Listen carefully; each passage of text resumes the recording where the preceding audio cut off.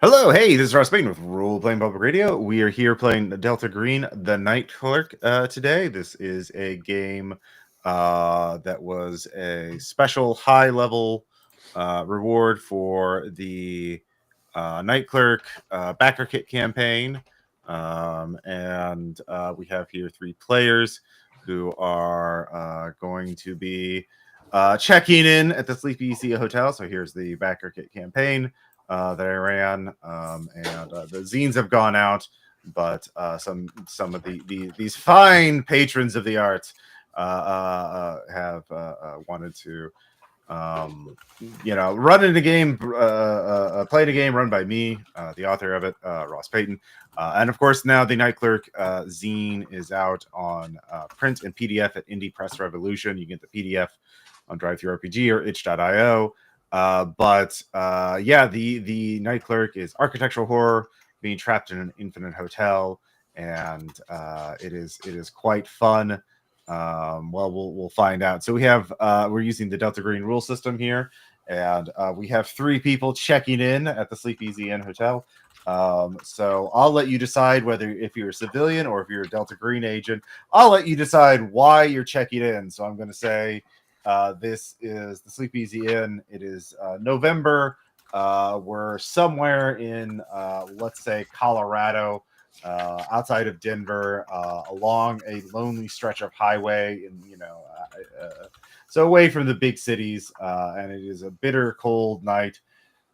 Flurries of snow occasionally. The winds are howling, and so each of you, perhaps you plan to check in, you made a reservation, or perhaps you were forced to stop at this hotel by the side of the highway. 2.5 stars out of 5 on Yelp, and you are so let's start with Brent. Brent, please tell us about your character. My character is Dedrick Peppers. He is a business executive. He runs a chain of fast food restaurants, and he's traveling between restaurants doing his rounds as their boss. Okay. So did you plan to check in, or is this just you couldn't make it to your final destination? I don't think he could make it to his final. The last franchise he couldn't make it to, so he pulled off at a nearby hotel. All right. So you pull in. There's not many cars in the parking lot. Very few, in fact. It is not popular right now, and this is a 6-story building. Just right outside right off the highway, and in the distance you can see a lonely Applebee's on the other side of the highway, and a few other gas station, a few other dots of civilization, an otherwise bleak and barren landscape. All the grass is dead or brown. There's some snow, and there's just the darkness, the wind, and the cold. When you how much luggage do you have? Just one suitcase and a rumpled suit. So pull my suit jacket around me, and okay. I guess go to check in. All right, so you go to check in. There is a board clerk, his late 20s, early 30s, who is looking at his computer when you check in. He hands you a key for the 3rd floor, and doesn't say much, does not seem to be that interested in you. Of course, it is winter, so it got dark. It's, anytime. It got dark at 5 o'clock. So what time did you pull in? Probably 7 o'clock. Okay. I tried to make it as far as I could, but I just couldn't make it in the weather. So okay. So there you go. And then we have our second player, Jared. Please tell us about your character. Hello, everybody. This is Jared. I will be playing Michael Marino. Michael is a firefighter. He is a big, strong, strapping lad, pretty smart, very strong-willed, delicate constitution, though. That might be a problem for him later. And I think he also did not plan to be here. I think that Michael was on a bit of a road trip, maybe going to visit family or something, and was planning to just drive through the night until this weather hit, and happened upon the closest place that could put him up for the night. The Sleep Easy Inn. And You check in. How much luggage do you have with you? Probably just like one really big duffel for like the clothes and whatnot, but possibly a secondary bag. If it, I know a lot of firefighter tools are actually owned by the station and would stay there, but if he has any pieces of kit, I feel like he would take those into the room instead of leaving them in the car because they're probably pretty valuable. Okay. Well, you don't have to specify right now. We can get back to that later. But yeah, okay. You have a couple bags. You check. What time do you check in? Probably pretty late. Well, when did the weather move in? You said early. Yeah, it shortly before dark it started. You started seeing snow but you were not near this highway exit where the hotel is. So you had to drive a bit. So I'd say it was definitely hitting right. Definitely by the time it got dark. I mean, like I said, it got dark at 5. So that's fair. like, yeah, I think Michael checks in maybe like an hour after dark hits. So like 6. Yeah. All right. So you check in at 6. And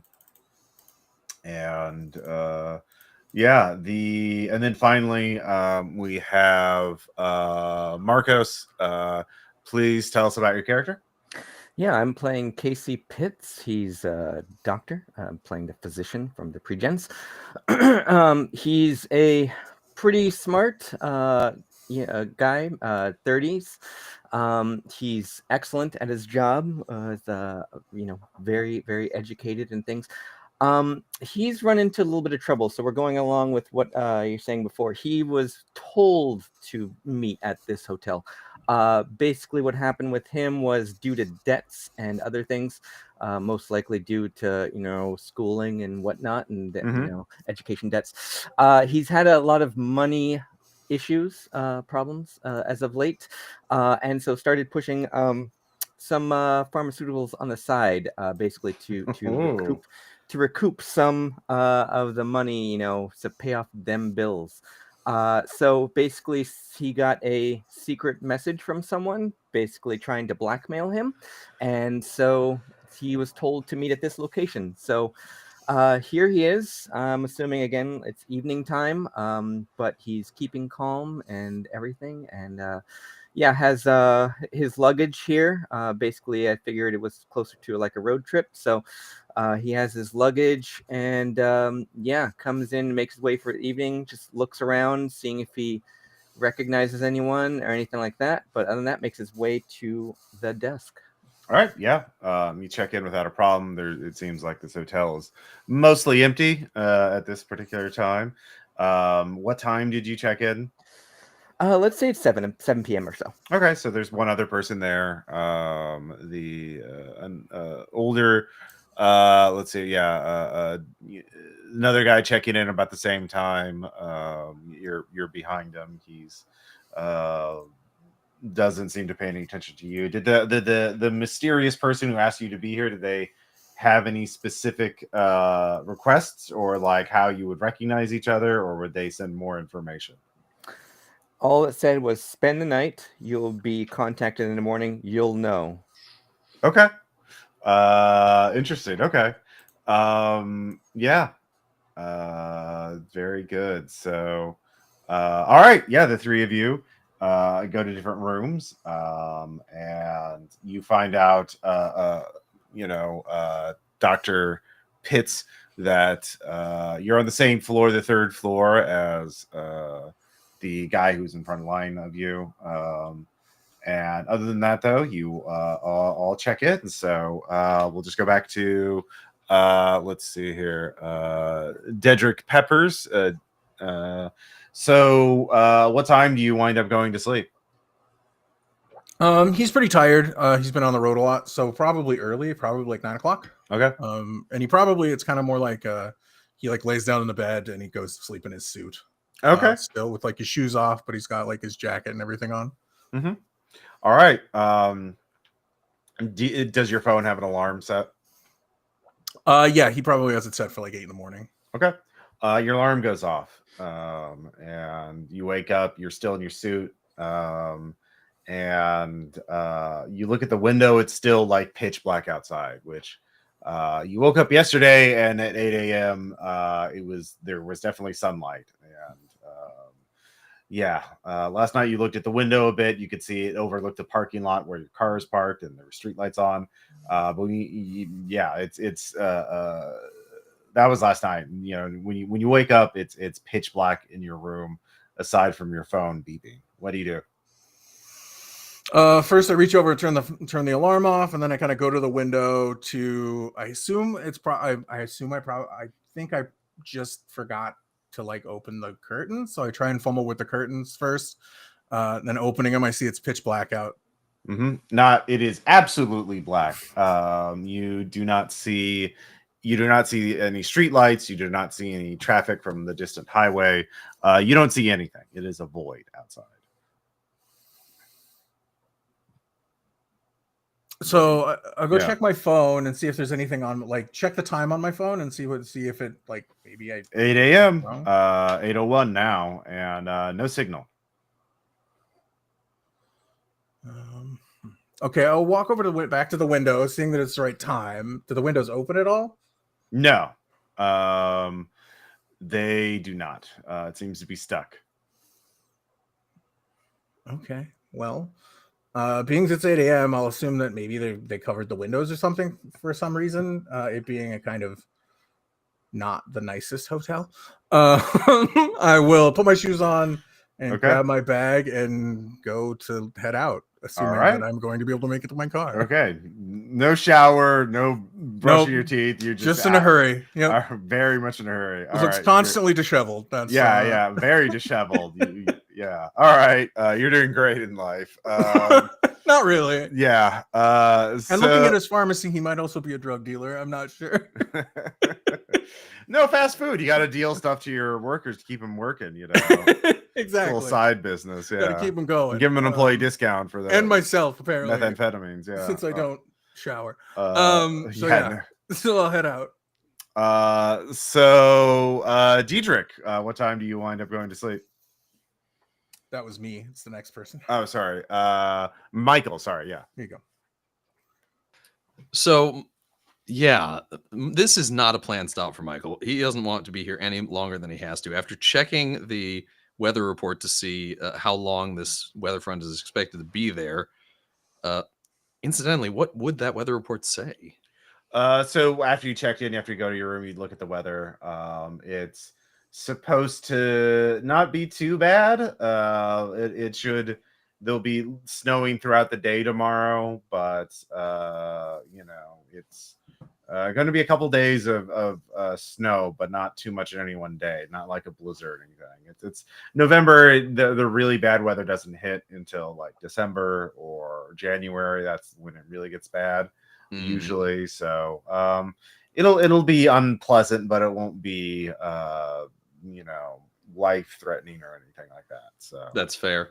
Yeah. Well, since it's not going to stop overnight, there's no incentive to leave at the crack of dawn, which is what Michael might have done otherwise. In which case he will sleep in, which I'm guessing for Michael sleeping in, it means like 7 o'clock. And if he's waking up at 7, he's probably not staying up too late. Okay, so you go to bed pretty early too, and then you wake up. You look at your phone at 7:13 a.m. You didn't set an alarm, but yeah, you're a fire. Yeah, you normally wake up at what, like 4 or 5 in the morning. So yeah, this is luxury. Yeah, luxury. So it is pitch black outside. You don't know if it's should be dawn by this point or not. But what do you do? Well, that's odd. So Michael is going to try to start his day with a cup of coffee. If there's no coffee machine in the room, he will go hunting the halls to see if he can find some. There is a coffee machine, but there is no coffee packet in it. Oh, yeah, that's no good to us. Yeah. He'll go hunting around. Now, a hotel like this, you did see a breakfast nook in the lobby. Yeah. Oh, there is one. Wonderful. Yeah. Great. So Michael takes off for the lobby. Okay, with just your phone in hand, because you're an adult. You never leave without your phone. So, yep. Phone and key card. Yeah. All right. Yeah, the bags won't go anywhere. Yeah. And then finally, Dr. Pitts, what time do you go to sleep? Yeah, I imagine it was a late night for Mr. Casey here. Nervous energy, so he's, had TV on for a while, is not really watching it, it's just on. Started a bunch of pacing, kind of going over in his mind possibilities, who could this person be, what do they want, other things like that. So I imagine he probably fell asleep maybe around like 11:30, depending. He'd lost track of time, to be honest, kept checking the phone. What time is it midnight? I don't know. And eventually falls asleep.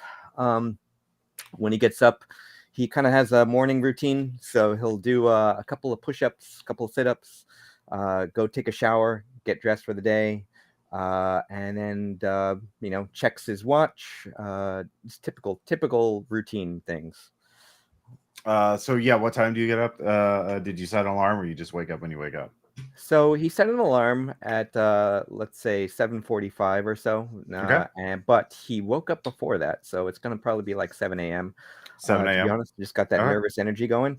All right. And so doesn't make a habit of looking outside or anything, but definitely, like I said, does his little morning routine exercises, showers, gets dressed, and basically gets ready for the day. When he heads to the door, he takes a practice breath, and then practices his winning smile and says, okay, we can do this. All right, let's do it. All right. And then he opens the door and heads out into the hallway. Before you head out in the hallway, the phone in your room rings. Oh, okay. So stop, kind of looks at the bedside table, just basically paces over to it, picks up, and hello? Hey, how much are your pills, man? Who is this? I heard you got lots of pills for cheap. Give me that. I want the good stuff. Uppers, downers. I'll take a little. What you got? Like a, they have the craft breweries. They have a flight of beers. Can you give me a flight of pills? Flight of pills. All right. Listen. Can we maybe discuss this not over the phone, maybe in person? Maybe. No. You shouldn't discuss anything with anybody. Whatever you do, I don't want you to talk to who brought you here. Do you have any idea who brought you here? So at this point, he realizes the person on the phone is not the person who probably brought him here. So, I don't know what you've heard. I don't know. Maybe we should discuss this. Who is this? Who are you? I'll be seeing you real soon, but you better not talk to anybody. You better not do whatever they want. I'll make it. There's things worse than death. Did you know that? I'll show you real. Yeah. I'll see you real soon. And it hangs up. Give me a sand check for helplessness. All right. Ooh, 67. And my SAN is sanity point 60. Oh, failed by 7. All right, that is 1 SAN and a check mark for helplessness. Yep. Write that down. As someone knows about you, and but is not your the person who called you. Someone else knows about it. 2 people know about you now. Yeah, it's not good. Yeah, it's not good. Basically staring at the phone, just even if they hung up, like just staring at the phone. Just the stress just eating away at their mind. And slowly puts it back down, hangs up, smooths out his athletic wear, basically is what he's wearing, kind of casual, not going any business type stuff. And takes another deep breath and says, it's okay, rubs bridge of his nose and just says, it's okay, it's all right, I'm sure this could all be smoothed out. All right, takes a deep breath, continues back out the door like he was planning on previously. Okay. All 3 of you open your doors at the same instant. It's almost as though you were all synchronized. As you open your door, you hear the sound of 2 other doors opening in the same hallway, and you all step out almost instantaneously, like a rehearsed dance move. And you see the 3 of you see each other in the hallway. Some with bags, some with at least one person without bags. as you the doors click behind each of you almost simultaneously. And the three of you look at each other. The obvious move is to go to the elevator, so I'll say you do that unless you say you want to do something different. I was looking for the stairs. Yeah, you can see the stairs. There are stairs. You're on the 3rd floor, but yeah, there's a stairwell as well as an elevator. Yeah. So you're heading to the stairs? Yeah, I just kind of do the friendly morning nod at everyone, not speaking, just like, excuse me, just like pass and go to wherever the stairs are, and basically want to take the stairs down. Okay. All right, so you take the stairs. Let's see here. Diedrich and Michael, are you also going to the stairwell, or are you going to the elevator? Diedrich will doing like the morning pat down, trying to find his keys, acting like he's in a hurry, like he's late for something. Kind of give the curt nod, and I'll head for the elevator. Okay. Michael was heading for the elevator, but then seeing this other guy go to the stairs, thinks better of it and goes, "Yeah, I really should." And Michael takes the stairs. All right. Two of you go in the stairs. You see an ice machine tucked in a little corner at the top of the stairwell. It is, humming.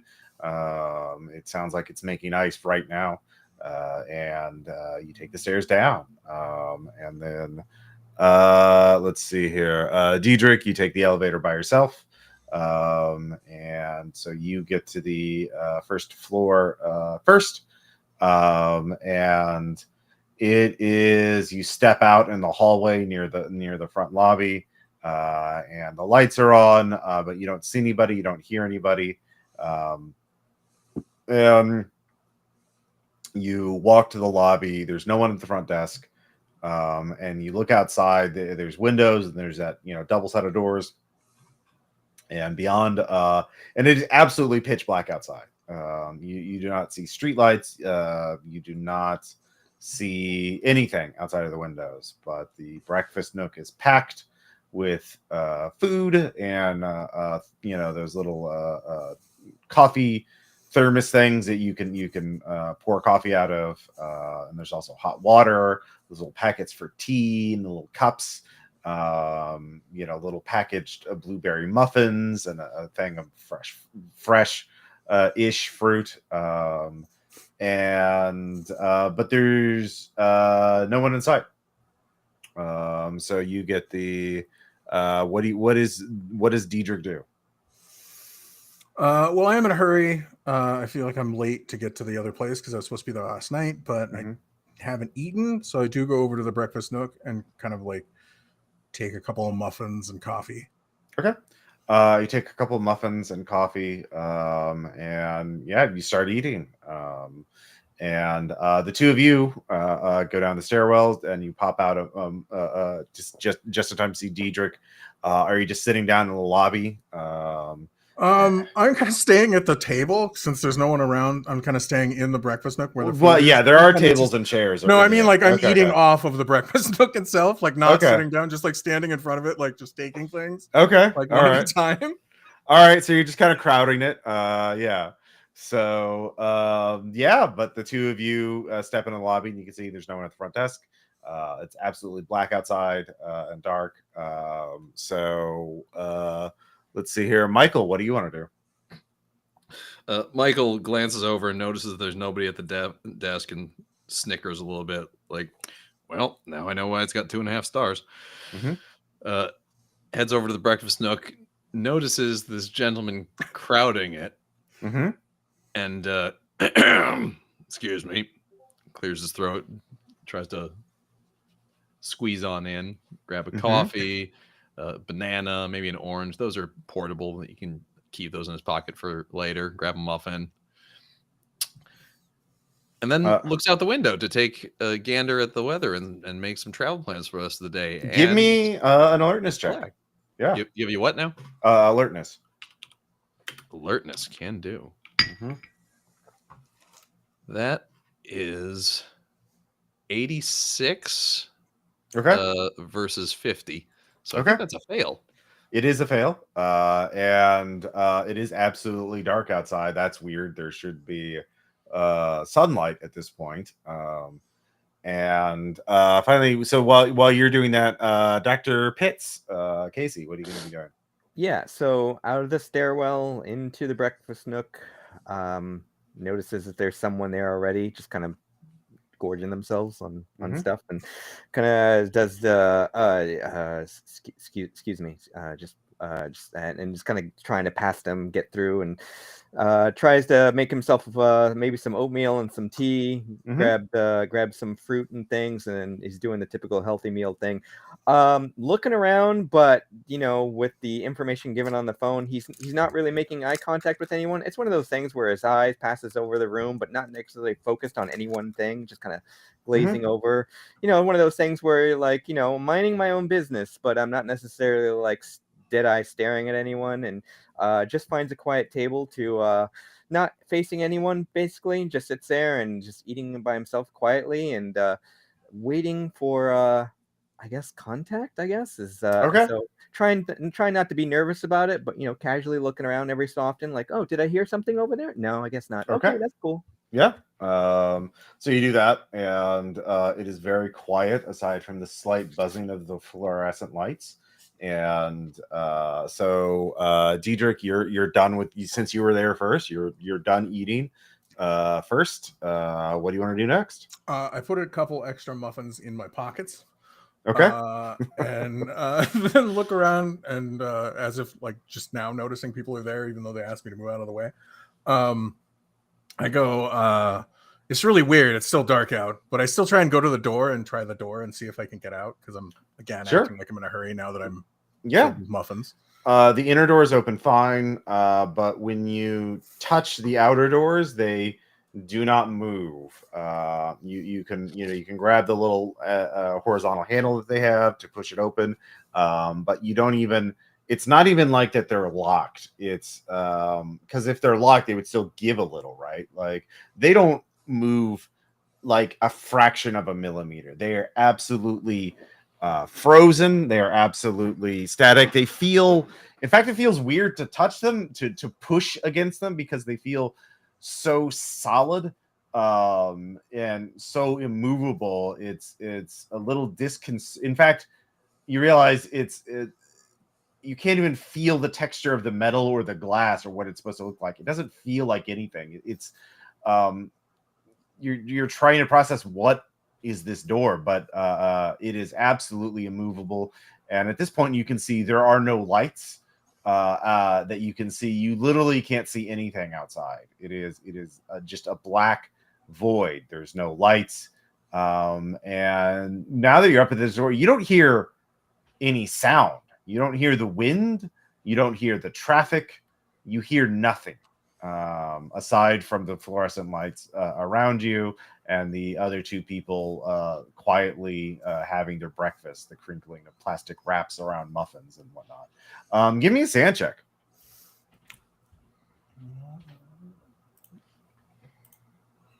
A sand check.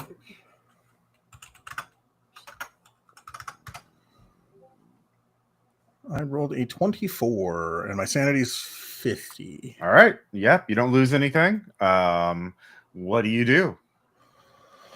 I push on the door a few times, and then I do the like cup my hands on the window thing to see if it's just something that I can see outside. Kind of denying the fact internally that this is as weird as it is. And then I walk back in and I say, "What is it? Is it earlier than I think? Is my phone broken? It seems like the door is locked and we can't get out. Like, why is it still dark outside? Do you guys know anything about where we are? What's going on? Is it a quarantine thing? Is there something wrong with the hotel?" I didn't hear about any emergency alerts. I mean, yeah, you're right. The sun should definitely be up by 7:30, but that's not the time on either of your phones, by the way. Is it the time on my phone actually? Because I'm just making like a mental guess from after the 7:13 that I woke up. No, you're. I mean, yeah, your phone is in sync with that. Cool. So yeah, if all of you look at each other's phones, your phones are keeping time accurate to when you stepped out the door, but not with each other. It's like each of you is on a separate timeline, slightly out of sync with each other. Okay, that's. I guess things just haven't been updated. I don't know. I'm like lifting the phone up to like to the ceiling. Is it a reception thing? What is this all about? I don't. Could be a dead zone. I mean, sometimes when you get this heavy weather, it can temporarily block one of the cell towers. Maybe we're on the edge of a covered zone. I don't know. All right, I'm going to put my phone into airplane mode for a minute and see if I can restart it that way. But And just what's that about the door? Like it's like it's solid. It's like it's locked, but more than locked, and it's really dark outside. Like, was it a snowstorm that we were in last night? Yeah, It was not that. It was snowing, but it was not like a snowstorm. It would not have buried this place beneath snow. I mean, yeah. it's dark, like we're buried in snow, but it didn't seem to be snowing that much last night. all right, yeah, that's weird. Okay, so basically, I'll get up and go to. I'm assuming they have in the breakfast nook area. They have like windows or something, kind of like remove any blinds or shades, just kind of like to look out for the first time. Yeah, well, there's windows by the lobby, the front Okay. lobby area. The breakfast nook is off to the side, is of the front desk, and so it's just like a literal nook in an interior space. So it's Okay. not. But there are front windows, and there's no curtain, and the curtain's already pulled back, but they just show a void, Well, just absolute blackness. Yeah. I have no response for this. I'm like tapping on the window just to see if there's any response. Like it's just a habit. Like when you tap on an aquarium and there's fish, you just like tap on it. The elevator dings down the hall. Okay. Am I like parallel to the like? You can step out and look. You Okay. know, yeah. I'll do that. All right, you step out from the nook into the hallway, and you see a man step out. He is wearing a long coat. He is holding a rifle or a shotgun. You can't tell exactly. And with one hand, around the barrel, and on the other hand, he is dragging another man. There are bloodstains and cuts and tears in his clothing. And the man that he is dragging out, also similarly dressed, appears to be heavily wounded or dead. And he is trudging towards you. Does he see me?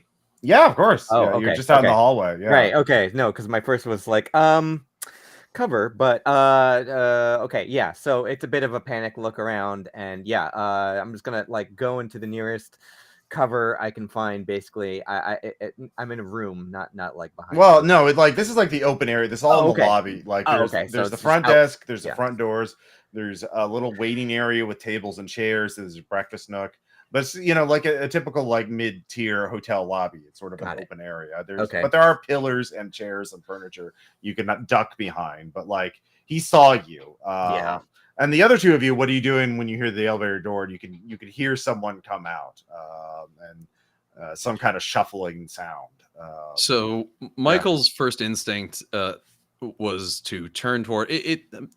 Places like this often have a TV somewhere near the lobby. So his instinct was there's a TV up in the corner of the ceiling. Yeah. Perfect. He was going to move over toward the TV, turn it on, and see if maybe they can get the news. In turning around from the door toward the TV, I'm guessing that my eyes passed by the elevator. So you turn on the TV, it's not on the news, it's on some movie channel. It's showing this old film you don't recognize in black and white, where some people dressed up in medieval clothing are talking in front of a castle. It's very grainy. It's a subtitled film. And then you see, a man holding a pump action shotgun with by the barrel with one hand and dragging someone else. You can see the man he's dragging is wearing like a winter coat, like a long trench coat kind of thing, but he has a tactical vest underneath the coat, and the first man is pulling him by one of the hooks on that vest. And the man appears to be unconscious and wounded. So meanwhile, while all that's happening, let's see here. Diedrich, what were you doing? I started to make towards the reception desk. Okay, sure. So I hear the ding and I turn and see the person, and I'm just basically in the open in the middle area since I was making it towards the receptionist desk. And I kind of just I don't know, freeze. Like that's not something I was ready to see. Yeah. So I kind of just freeze there as other people try to hide or look at the TV. And I'm kind of just staring at the guy as he comes down the hallway. Yeah, he's coming down the hallway. He has a look of grim determination on his face. He is panting. He is clearly tired, if not exhausted. But he's making his way to the lobby. And he sees you and he says, do you know first aid? Or I need help. Yes. Yes, I do. Okay. And I point towards him. He knows first aid. What happened? Michael is quickly striding toward this guy, all right. not taking an eye off the shotgun if he can help it, but also trying to pay attention to the wounds. All right, the man, help me get him on a couch. And then couch. Yeah. So you get him on the lobby. The unconscious man looks like he's been mauled by a bear or something. Like he's wearing a tactical vest with a plate. The plate is shattered. Looks like he was shot right in the plate. But then there are long lacerations along his flank and shoulder and a bit in his face. So yeah, give me a medicine or first aid check. I'll take over, and basically it was just all right. I guess I have to go to work. It's the same feeling I imagine where you have doctors on airplanes where they're just like, oh, someone's having a heart attack. Okay, I thought this was my day off, but here we go. I'll do some first aid as well. The man with roll under system, right? Yes, it is a roll blackjack in term. Basically, you want as under your skill, but as close to your skill as possible. That really matters in terms of opposed checks. But in general, but anything under your skill is a success. Now, doubles also are critical successes or critical failures, depending on whether or not you make it. So, This is unfortunate because I rolled 78 over 70 on okay. first aid. Well, Dr. I Casey took over, basically saying that I was like, hey, let's just kind of take the. I'd say with Dr. Casey's help, you get a bonus on it, so you'd get at least a plus 10%. So with that. The two of you can stabilize. Yeah, so the two of you can stabilize him with what limited supplies you have. He is battered and bruised. I mean, it looks like he fought a bear or got mauled by a bear. The guy is not in not great shape, but he's stabilized at 2 hit points. As we're patching him up, basically just start focusing on the patient, but asking like, so what happened to this guy? The man with the shotgun trudges over to the breakfast nook and grabs one of the little bottles of orange juice and just downs it and gasps. He's very thirsty. Then grabs a protein bar and starts eating it for a moment before he collects himself. He then, before talking to you, racks the shotgun and checks it to see how much ammo is left in it. He pumps out a spent shell. And then once he checks the shotgun, he starts loading more shells into it.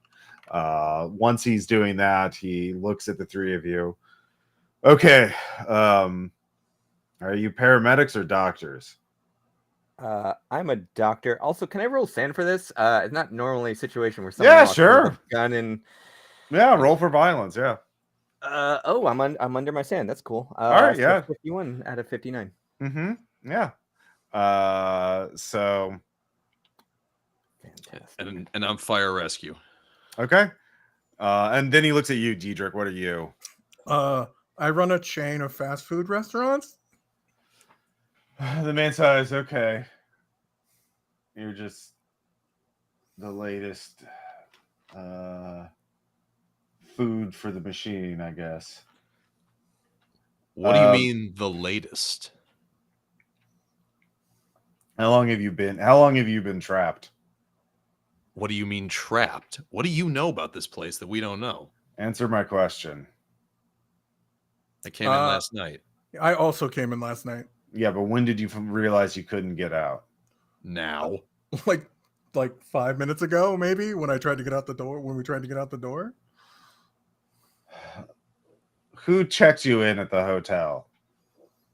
Was it a man in his late 20s, early 30s? Blonde hair, glasses, kind of disinterested in you? Yes. Yes. Yeah. You see him again. kill him. Have any of you had anything that you would describe as not natural happening aside from that? It's pretty dark outside. That's wasn't like that when we came in, and normally the sun comes up. Yeah. I mean, a guy got off the elevator with a shotgun. That doesn't happen often in my hotel stays. Yeah. Well, the long and short of it is you're fucked. Maybe you can get out, maybe not. Why are you here though? Why'd you check into this hotel? Trying to wait out the snow. Yeah, snowstorm. I was like, was supposed to meet someone here. You're supposed to meet someone here? Yeah. Why? It just get real quiet and said, doesn't matter. It Personal. does matter. Someone told you to be at this hotel at this time. Yeah, like I don't know how I feel answering questions from a person who possibly may have done a bunch of violence right now. Oh, I've done a lot of violence. Yeah, I mean, who are you? Yeah, how long have you been here? I'm Mr. Harvey, and that's Harry. That's all you need to know. So, why'd you come to meet this person? Chew my lip, start debating if I should actually tell him the truth, and just say it has related to my business. It's related to my work. Do you know anything about this person? I just kind of left and right looking around the room and say, not really. Do you know who they are? Like age, name, anything like that? I basically start avoiding eye contact and looking back down at the patient I'm working on, and then just say, no. Well, it wasn't the clerk. He doesn't do that. He doesn't give a shit. So someone else who knew that this would happen wanted you to be here. So think about that. Someone wanted you to be here. And here is we're in fucking hell is what we are. Let me show you. He aims the shotgun at the lobby window and fires. And there's a deafening roar because it's a shotgun. And the window does not even flinch. There's no mark left on the window. He pumps it again, loads another shell in. We're in hell. And it'd be really fucking. Do you know how to contact that person? Okay, so guns are loud. Yeah. And I'm not Indeed. used to this. So the windows don't move, but I sure do. So I automatically duck. It's reflexive. Like, that's a loud noise. I don't care. I mean, yeah, it's surprising that the window doesn't like break open. That doesn't make any sense to me. But just in general, violence. No one is. I mean, I'm not used to having guns pointed at me, near me, or in my general vicinity. I'm going to make another sanity roll there. Sure. Boop. Oh, yeah, I'm good. Okay. Okay. Dude, calm down. I don't know. That's really weird. Can we maybe not fire guns off? My ears are ringing. I shouldn't have like talking louder wasted than I the should shell. be. Fuck. All right. Well, you got some food, water, and some supplies, I guess, from your luggage. So, this place is fixed, right? Like, I can find my way back here. I'm gonna go check on something. You watch over Harry. Before you go, what happened to Harry? Exactly. Don't go in the ice. Don't open the ice machines. Okay.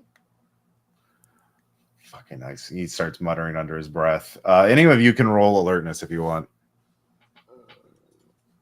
actually, is it right if I basically while I'm doing the first aid stuff, can I pat this guy down and go through his pockets and check? Yeah, sure, yeah. Let's do that. Harvey's not too. You can also give me human checks on Harvey. Human checks on Harvey. Ooh, very low. Let's see. All right, so that's 27 under 50 for alertness, and you said we should make a human check too. Yeah, if you want to like assess Harvey. Sure. Ooh. Oh, I got a 1 on my humans check. That's 1 Okay. under 30. All right. Yeah, I got the 99. So. Okay. Well, you know what you know. Yeah. I failed my awareness test, but I did make a 10 on assessing Mr. Harvey. All right. If you made your alertness check, you hear Harvey mutter himself, gotta find the estate. Gotta get the wine. And if you make your human check, if you critically succeed, Harvey has a 1,000-yard stare. He's covered in dried blood and sweat and dirt. He's running on fumes as it is, pushing through sheer willpower, but he's shaky. He's loud noises would cause him to probably shoot at whatever. He's going to be jumpy. So it's like he's someone who's just been in an active war zone, and is just but he's going back in. It seems like so. A man walking on the precipice of oblivion. Do I find anything in this other guy's pockets or anything? Oh yeah, there's a bunch of things in his pockets. Okay, what do we got? So, well, I mean, you feel these shapes. Are you waiting for Harvey to leave? I mean, if they're mostly in these tactical pouches on his vest and stuff like that. Which are Velcroed or zippered up. 100% waiting till he leaves, and I'm just gonna unscrupulously go through his pockets. All right, yeah. I mean, to be fair, we definitely had to take most of his outerwear off of him to administer first aid. Yeah, that's true. Yeah, it's not quite as bad as rifling through the pants he's wearing. Right. But like the stuff is in zippered or Velcroed pouches, which would make noise if you remove them. So no, I'm very clear. I am rifling through his stuff, but I'm waiting till he leaves the room. Yeah. So so Harvey's leaving unless anybody wants to interfere with that. Harvey, yeah. I want to, but knowing with my humans check that he is on a hair trigger, I don't want to set him off. I mean, a good persuade check could get him to do something. I mean, talking to him in a calm voice will not trigger them, but loud noises or sudden movements would. Michael is not very persuasive. Okay. All right. Well, he trudges away, going to the elevator again. And as soon as Harvey is out of earshot and out of sight, Michael turns to the doctor. Hey, Doc, word of advice: don't antagonize the guy with the gun. You are worth much more alive, buddy. I turn to him with a smile, the bravest smile I can put on my face, and go, got it. Okay. You haven't done this much before, have you? I fix up people. I don't cause the injuries. Yeah, what specialty is your doctor? Like, what department would he be in? Like general internal medicine, emergency room? Actually, it's going to be general internal medicine. Okay, all right, yeah. So yeah, I mean, you spent time in ER shifts as part of your training or whatever, but it's not your specialty. So yeah, right. Yeah, seeing people about their just family doctor type shit. Yeah, so, basically that's how the prescription stuff came about. Yeah. Okay, yeah, that makes sense. So the you find lots of things in his pocket. So you find some empty magazines for a pistol. You find two knives, a flashlight, and you find a cell phone with a shattered, not fully shattered, but cracked screen. And you also find a notebook. And so the notebook you can read through, and it will give you information. You find out. So you get your first clues, and the let's see here. You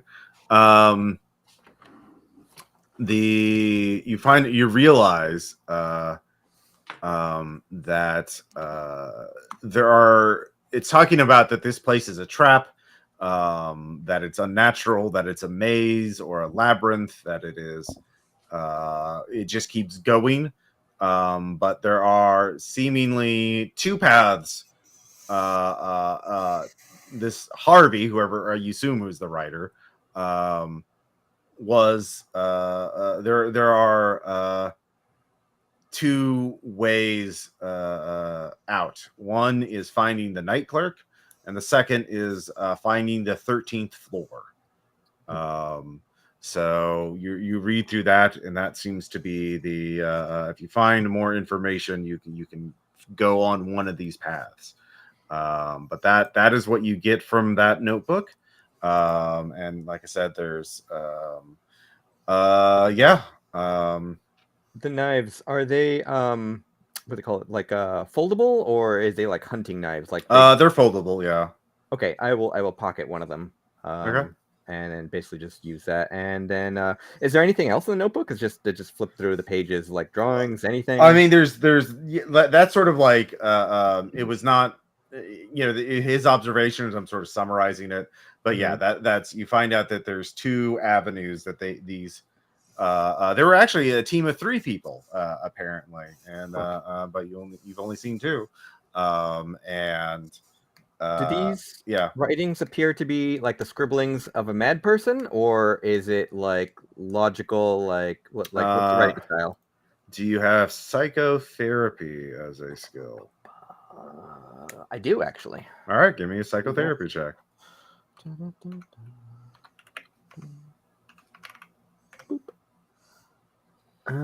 Missed it by 17. No. Okay. Okay, fair enough. All right.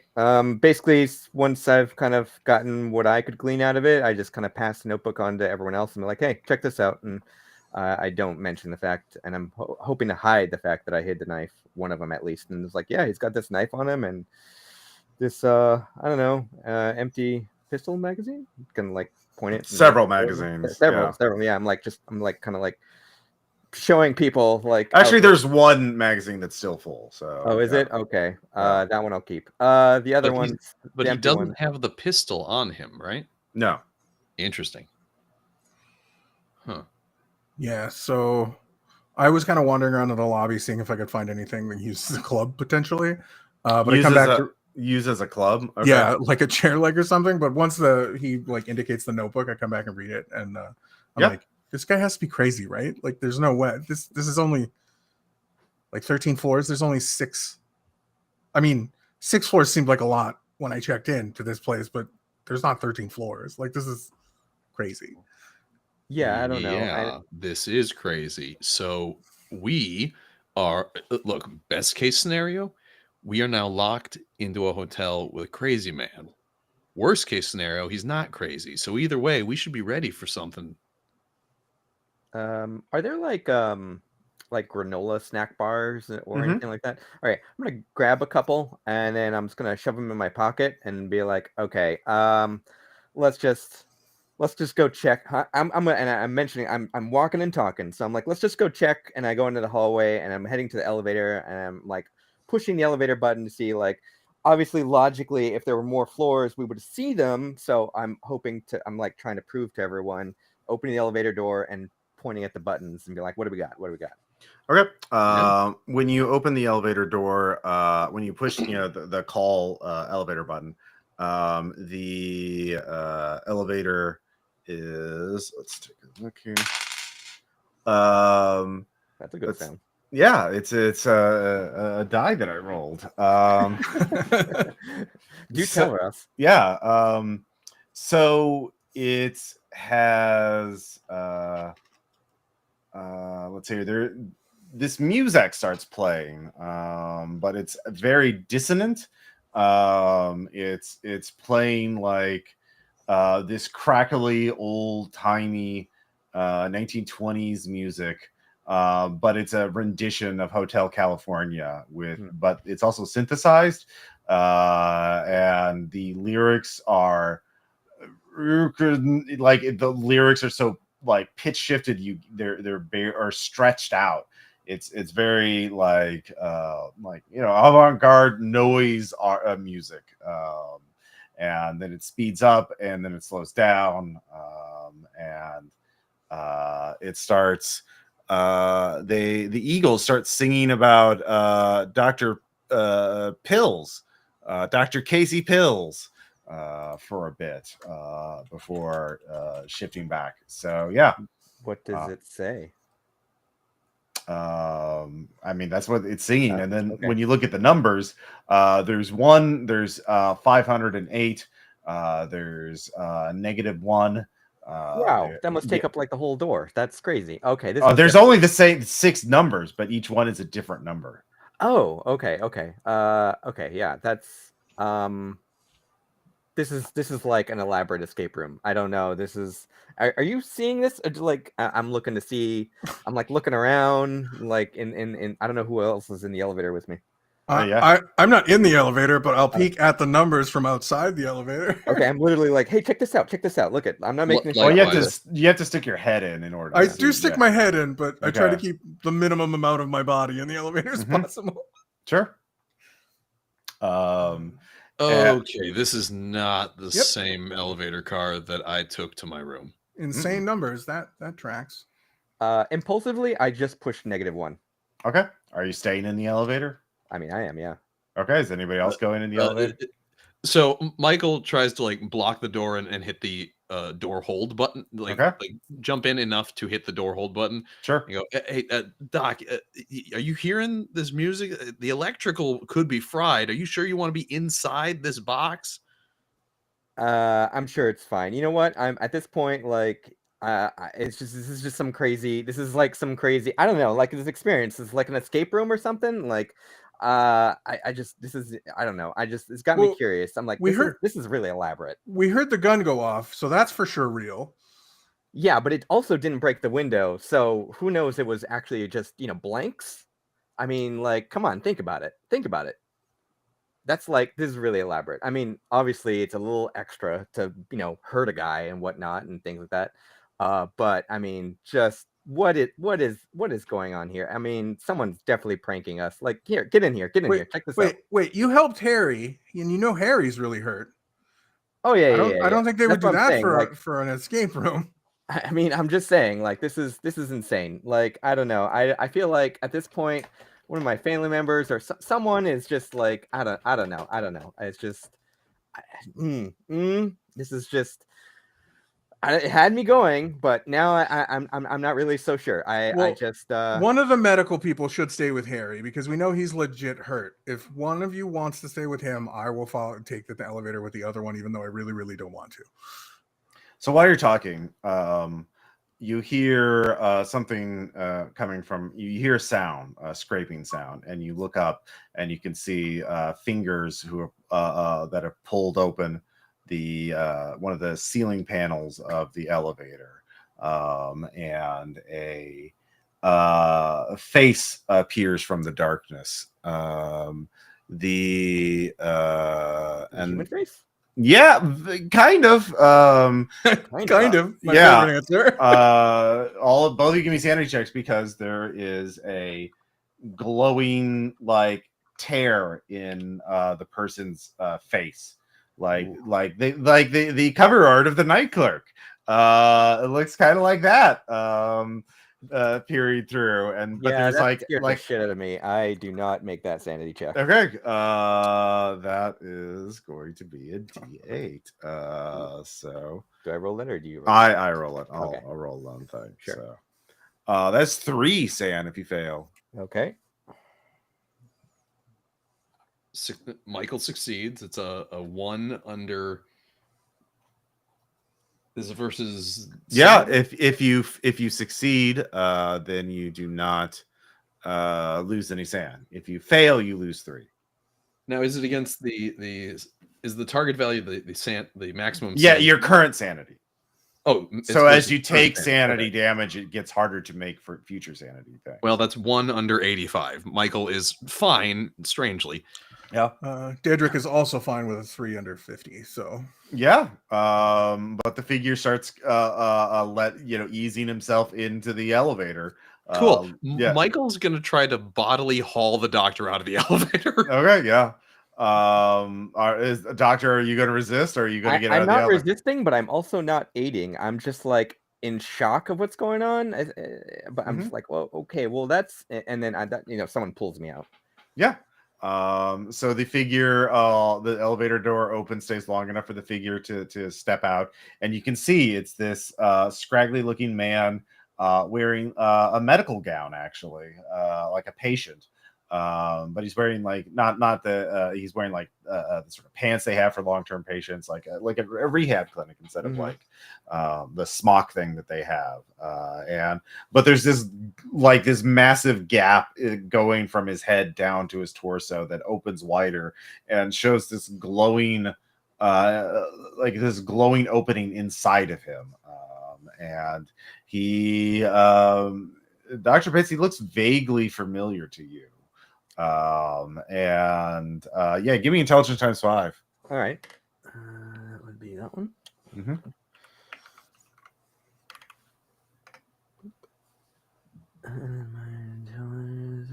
Oh, I missed it by 1.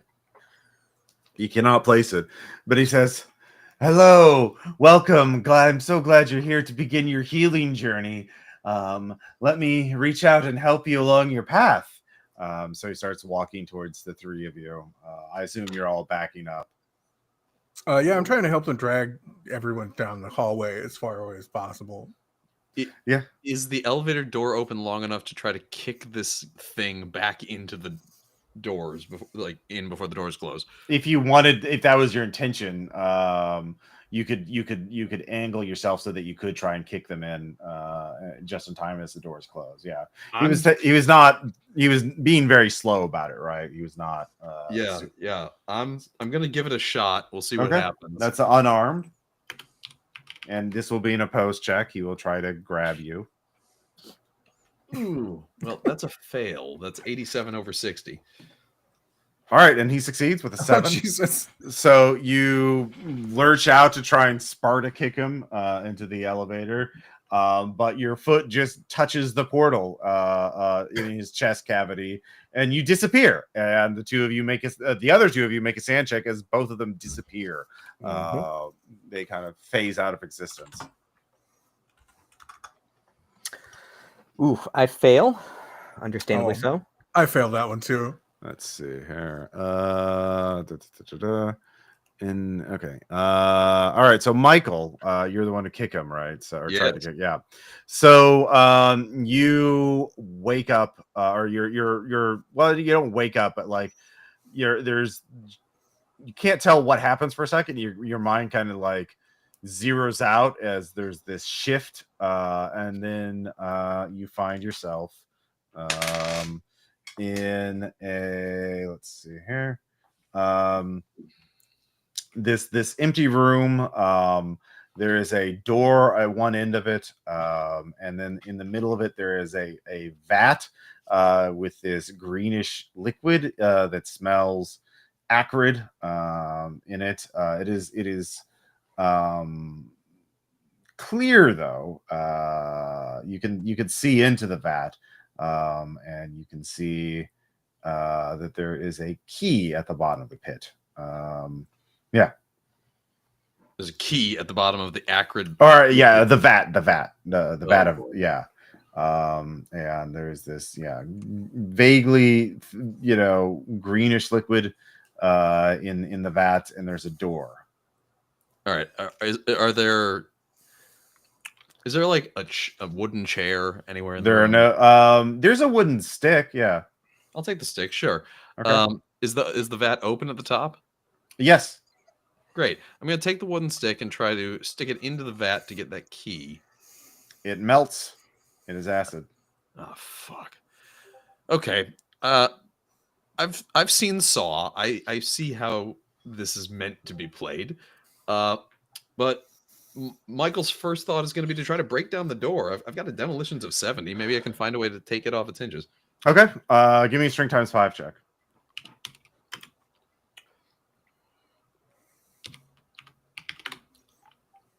That's 47 under 70.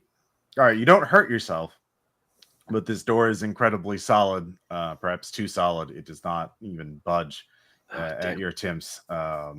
So somewhere like a PA kind of crackles on. It's like it's the same voice you heard from that strange thing that you tried to kick.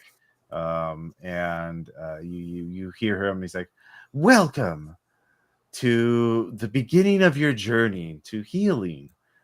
You must understand that you have found a better place, a place where the rules are different, where your happiness is more based on your understanding of the current rules of reality.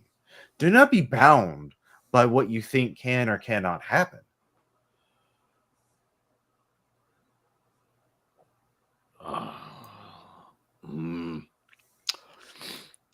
Yeah, I don't like that. The vat's clear. Mm-hmm. Is it just glass? It seems to be so, yeah. Maybe I should just break it. The room is pretty small. It would get everywhere. Yeah. Okay, how quickly did that stick melt? Was it like instant? Very quickly. Oh, damn. Not instantaneously, though. Okay. Is there any other furniture? A bed, maybe? Nope. Curtains? Nope. Damn. Like a barren stone room, concrete room. Aside from the vat, there is a light. It is very tall ceiling. There is a light fixture like 20 feet above, giving you a harsh sort of spotlight. But yeah.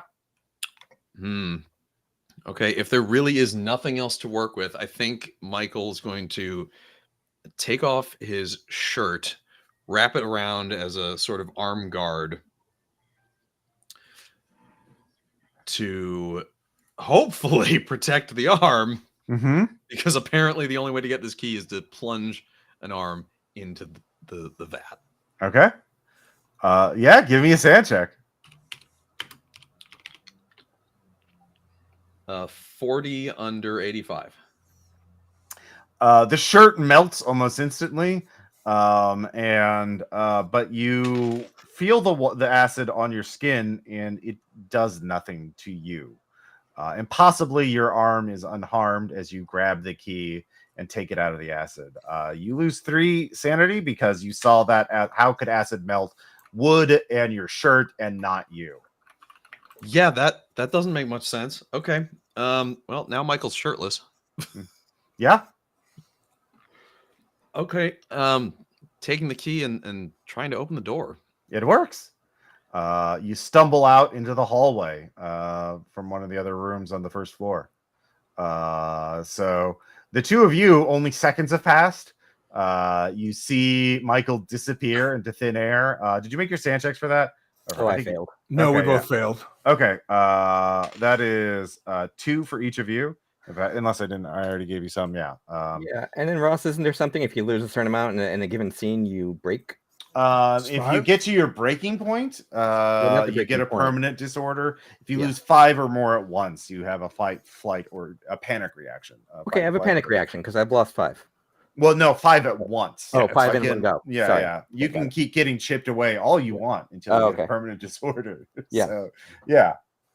Okay, then we're fine. Either way, 5 at once is big, scary. I'm freaking out. You can also project sanity loss onto your bonds, which is so don't forget about that.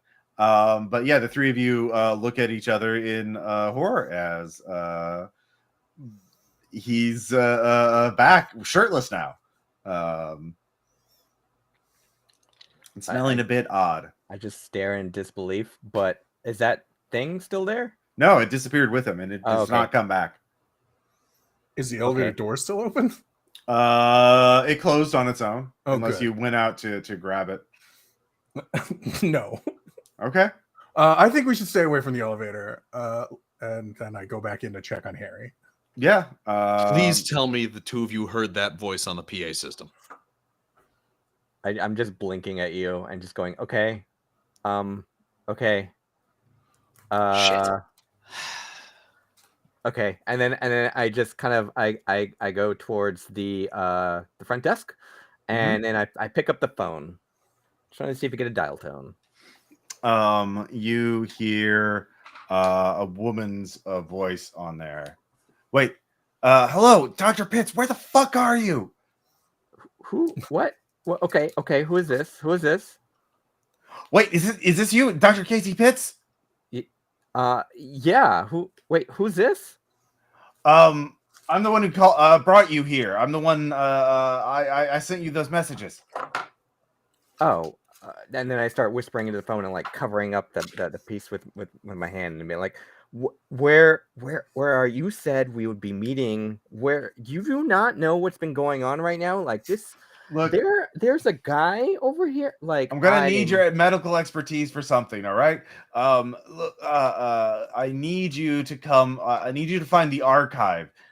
For me, it was room 401. It might be different for you. You'll know it.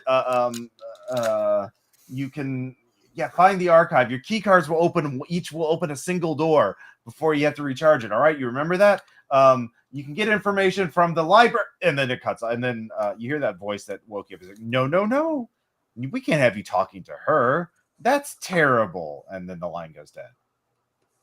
Okay, I just stare at the phone in disbelief, much like I did earlier this morning. Yeah, and then hang it up. Mm-hmm.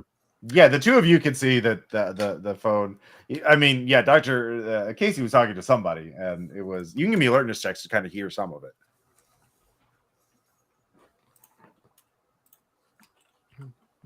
I will roll alertness.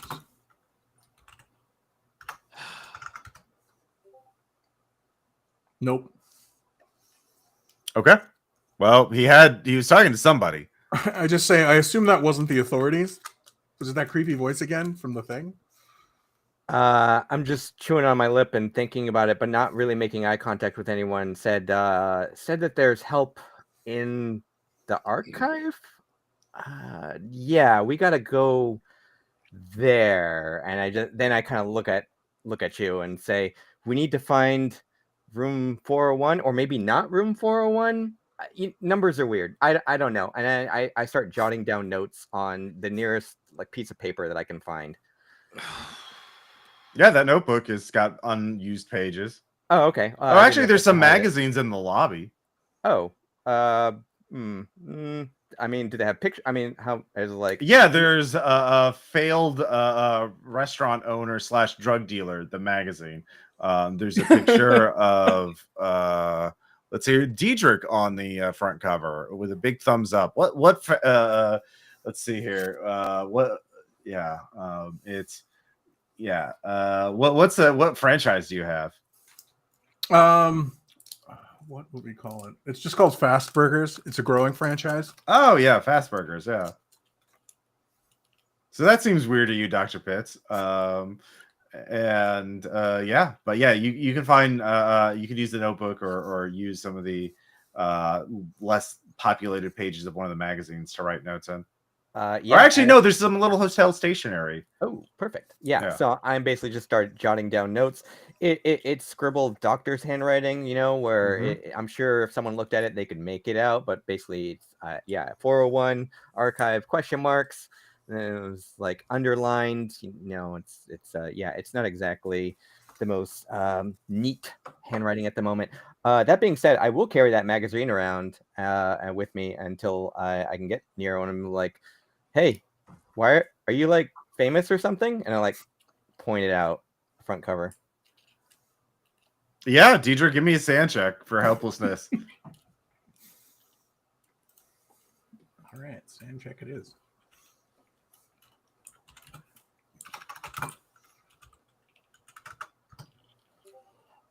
Oh yeah, I failed that one.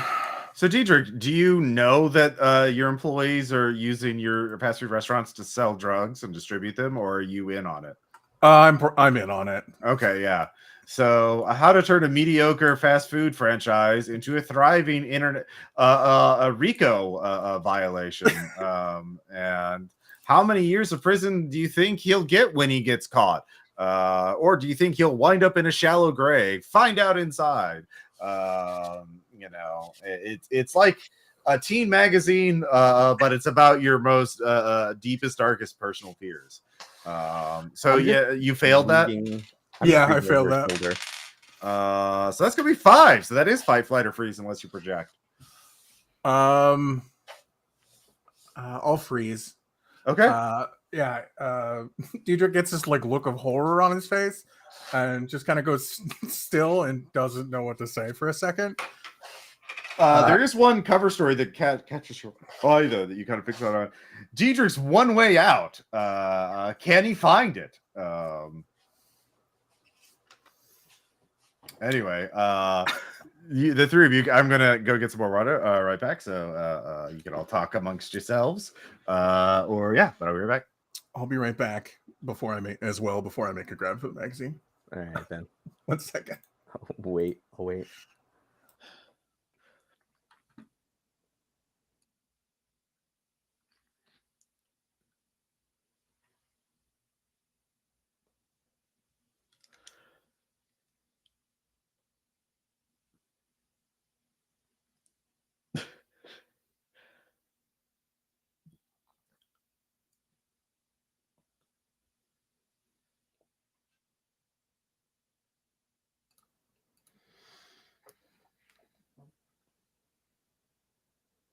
Michael has spent this entire time just standing there gawking shirtlessly at this whole exchange. It gets worse as I'm over the shoulder reading and like pointing stuff out and being like, "Hey, wow, that's crazy. Wow, really? You really? Okay, that's crazy." Like just repeating things like that over and over.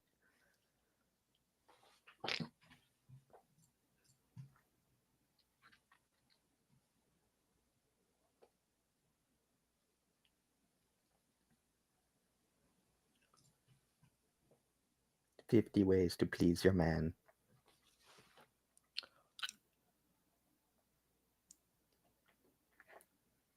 I'm pretty sure what's going to happen when Michael goes and checks for other magazines, but we'll get to that when we get to that. If we get to that. I don't know. Maybe the magazines aren't that important under the circumstances.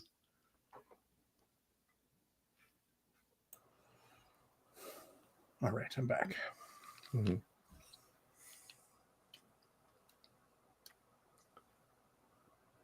All right, I am back. Nice. Is everyone else back? Yeah. Yeah, as far as I know. Okay, so there is the magazine there that has Diedrich's darkest secrets and fears, and one way out apparently. I was mentioning before while you were gone. Basically, I'm just over the shoulder reading and like pointing stuff out and being like, "That's crazy. That's insane. What? Really? You did that? You?" And then I'm just like reading, like I'm really into it all of a sudden, but I've got like this fevered look in my eyes. Okay. So once I snap out of it, I try and grab for the magazine and say, "That's really not the type of thing anybody wants to be famous for. So no, I'm not famous yet, but I would like to avoid that." Okay. But the time you're over the shoulder reading, what is one thing you want to figure out? Because it talks about this place, the place that you're trapped in. Are you interested in the Night Clerk? Are you interested in the 13th floor, or some other aspect of this place? The 13th floor is what I'm interested in. Okay. Are you asking me? Or you were not the one reading it first. Okay. Yeah. Okay, that's what I thought. So yeah. Okay. So I'm specifically goal oriented. So I was, if they have any mention of this archive or room 401 or anything in regards to maps and how to get about, then I'm all about that. And Okay. if I find anything like that, I will take the magazine away from everyone. Just kind of like, wait, what's that say? And just like hold it up so only I can see it, and like I read through it. So you read up, and it talks about one weird trick. Authorities hate this. So some rooms connect to other places and times, but not really. Each door in what you're in right now, it may look like a hotel, but it's not. But like every door will lead to a different place. And each there are a couple of rooms that are of great entrance. A new guest will have a key card that will open one door.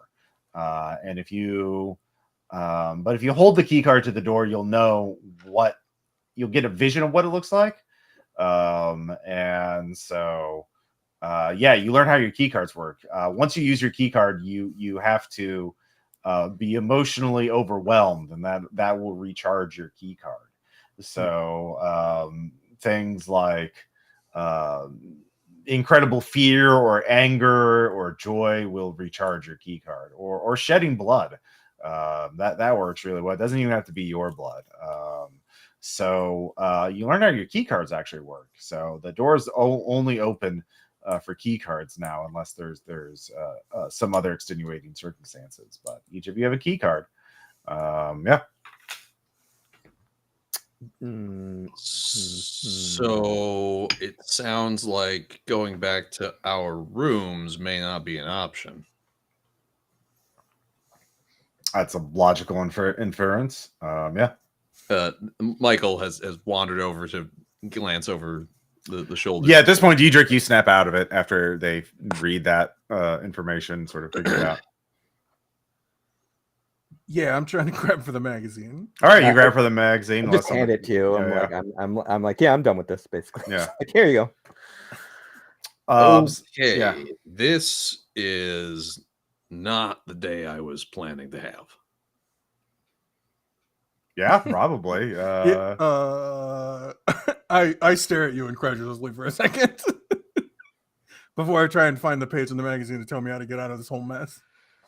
That's what that article is mostly about, that the key cards work, but it talks about three places in particular, or actually 4 places.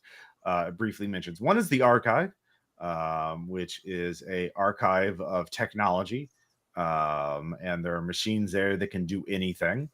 There is the estate, that is beautiful and peaceful, and the wine heals all wounds, treats all illnesses.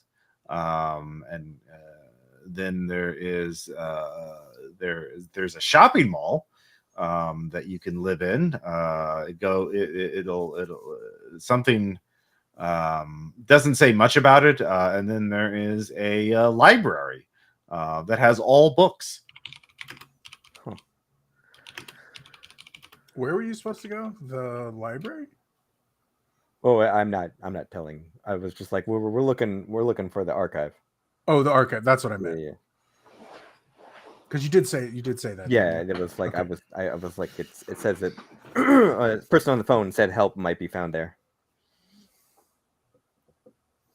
Yeah, I don't know. Let's I mean, so at this point, all of you know that if you use your key cards, you can hold them up to the door and get a sense of what's beyond. So if you start basically, the more you explore, the more you'll learn about the place and how to get out. So is the key card charge used up by opening the door or by getting that preview? Okay. Opening the door. Previewing does not use the charge. So we could test this. The door that you came out of earlier. Mm-hmm. You could go see if it's the same place, I guess. Okay. You hold it up to the door. You get a mental image of like a partially demolished or abandoned building. Like it seems to be high up. There's wind and like steel girders and like exposed concrete. Like a skyscraper, but that's been hit by a bomb or something like that. I don't think that's where I came from. What was it though? What I came from? Have you seen the movie Saw? I have. Okay, one of the rooms from Saw. It was a concrete room with a vat of acid with a key at the bottom, and that's why Okay, I'm but- not wearing a shirt no more. But it wasn't that this time. No, this door looks like some sort of bombed out skyscraper. So I'll test my key and see if I get something different. No, you get an image of a bombed out skyscraper. Both of you roll sand for unnatural. Cool.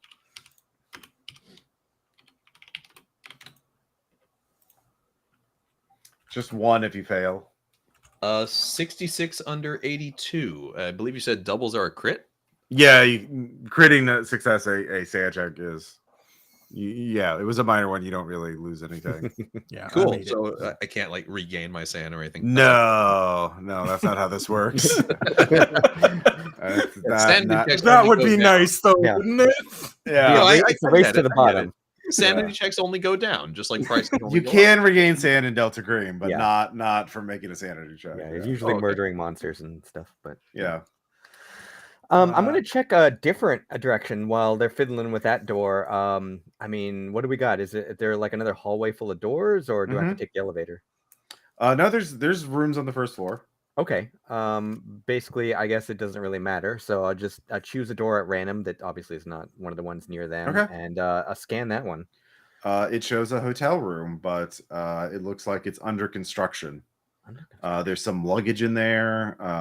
There's let's see here. There's some things written on the walls that you can't really make out. And there's a pile. There's not a bed. There's a sawhorse, and on the sawhorse there's some power tools and things like that. And there is a stack of water bottles and a lunch pail. But yeah, it looks like it's under construction. Okay, that's weird. Sure, I will remember that one.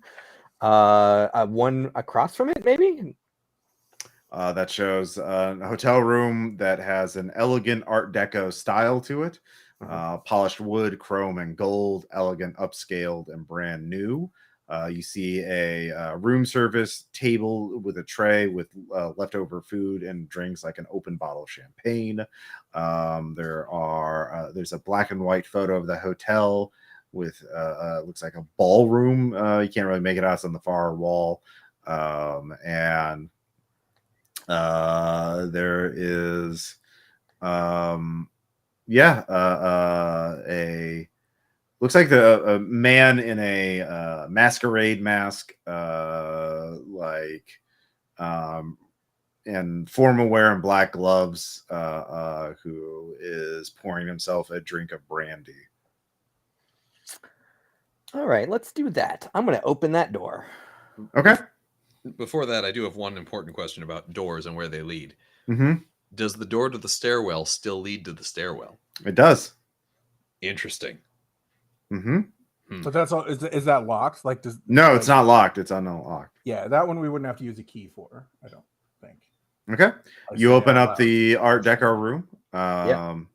The the reveler is there. In the distance, you actually hear the sounds of a party coming from somewhere. It seems like this room is connected. This hotel room, you can see there's a door off to the left that leads somewhere else, and there's like the sounds of a distant party, people laughing and echoing music, and heels on hardwood floor. But the masked reveler looks at you and says, hello, a late arrival to the festivities. Greetings. I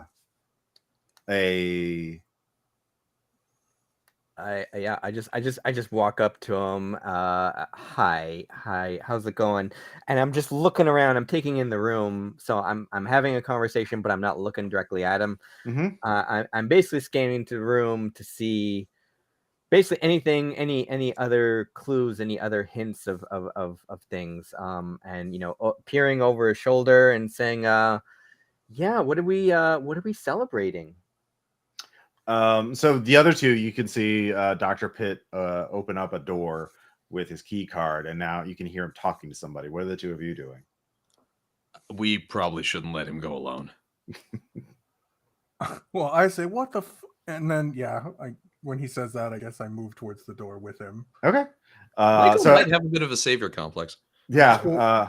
Quietly saying to myself, well, I just think there's safety in numbers. Mhm. You know, trip the guy in front of the ice machine. But saying, please don't let somebody be in there to myself as I'm moving towards the door. You can see Dr. Pitt's talking to a tall man in a 1920s formal party wear, wearing with a masquerade mask. You can't see his face at all, but he has slick back hair, very elegant, very tall, and hands clasped behind his back, and they're in conversation. I assume, Dr. Pitt, you're propping the door open. You're by the door, or are you going further into the room? Well, it depends. If the door will naturally swing closed if you don't prop it open. Oh yeah, no, I'm not propping it open. Okay, so yeah, the door is beginning to close. The two of you, I will say, him opening the door is unusual enough to alert you, and you can rush over and keep the door open without having to make a check. So the two of you are at the door. You're further in the room, Dr. Pitt, and you're talking. You give me alertness check to look for clues. Yeah, let me do that. Mm-hmm. When you say tall, is this like tall for a person, or like 6'3", 6'4", something like that? Okay. Oh yeah, definitely make that. Okay. There is a large photo on the back wall. There's a caption on it. Looks like a group of people looking up at the camera, like the big ballroom photo. There's also some other photos of the exterior of the hotel, which looks similar but different. Same shape but different architectural facade style. There's also a big. There's a couple of books on the table. Facing, or the chest of drawers, facing the bed. Like a photo album and a couple of hardback books. And then there is a hallway in this room that leads off into what looks like a mansion or a grand room, and that's where you can hear it's sort of a darkened hallway, but at the far end of the hallway you can see a light and curtains blowing. And that's where the sounds of the party are coming from, Dr. Pitt. Yeah. Question. Do the people in the photo, are they also wearing masks? So you have to go by the masked man to get to it. Yeah, I'll do it. Yeah. Okay. So he kind of gently, he very politely turns aside so you can go to them and you can see. You give me a sand check. All right.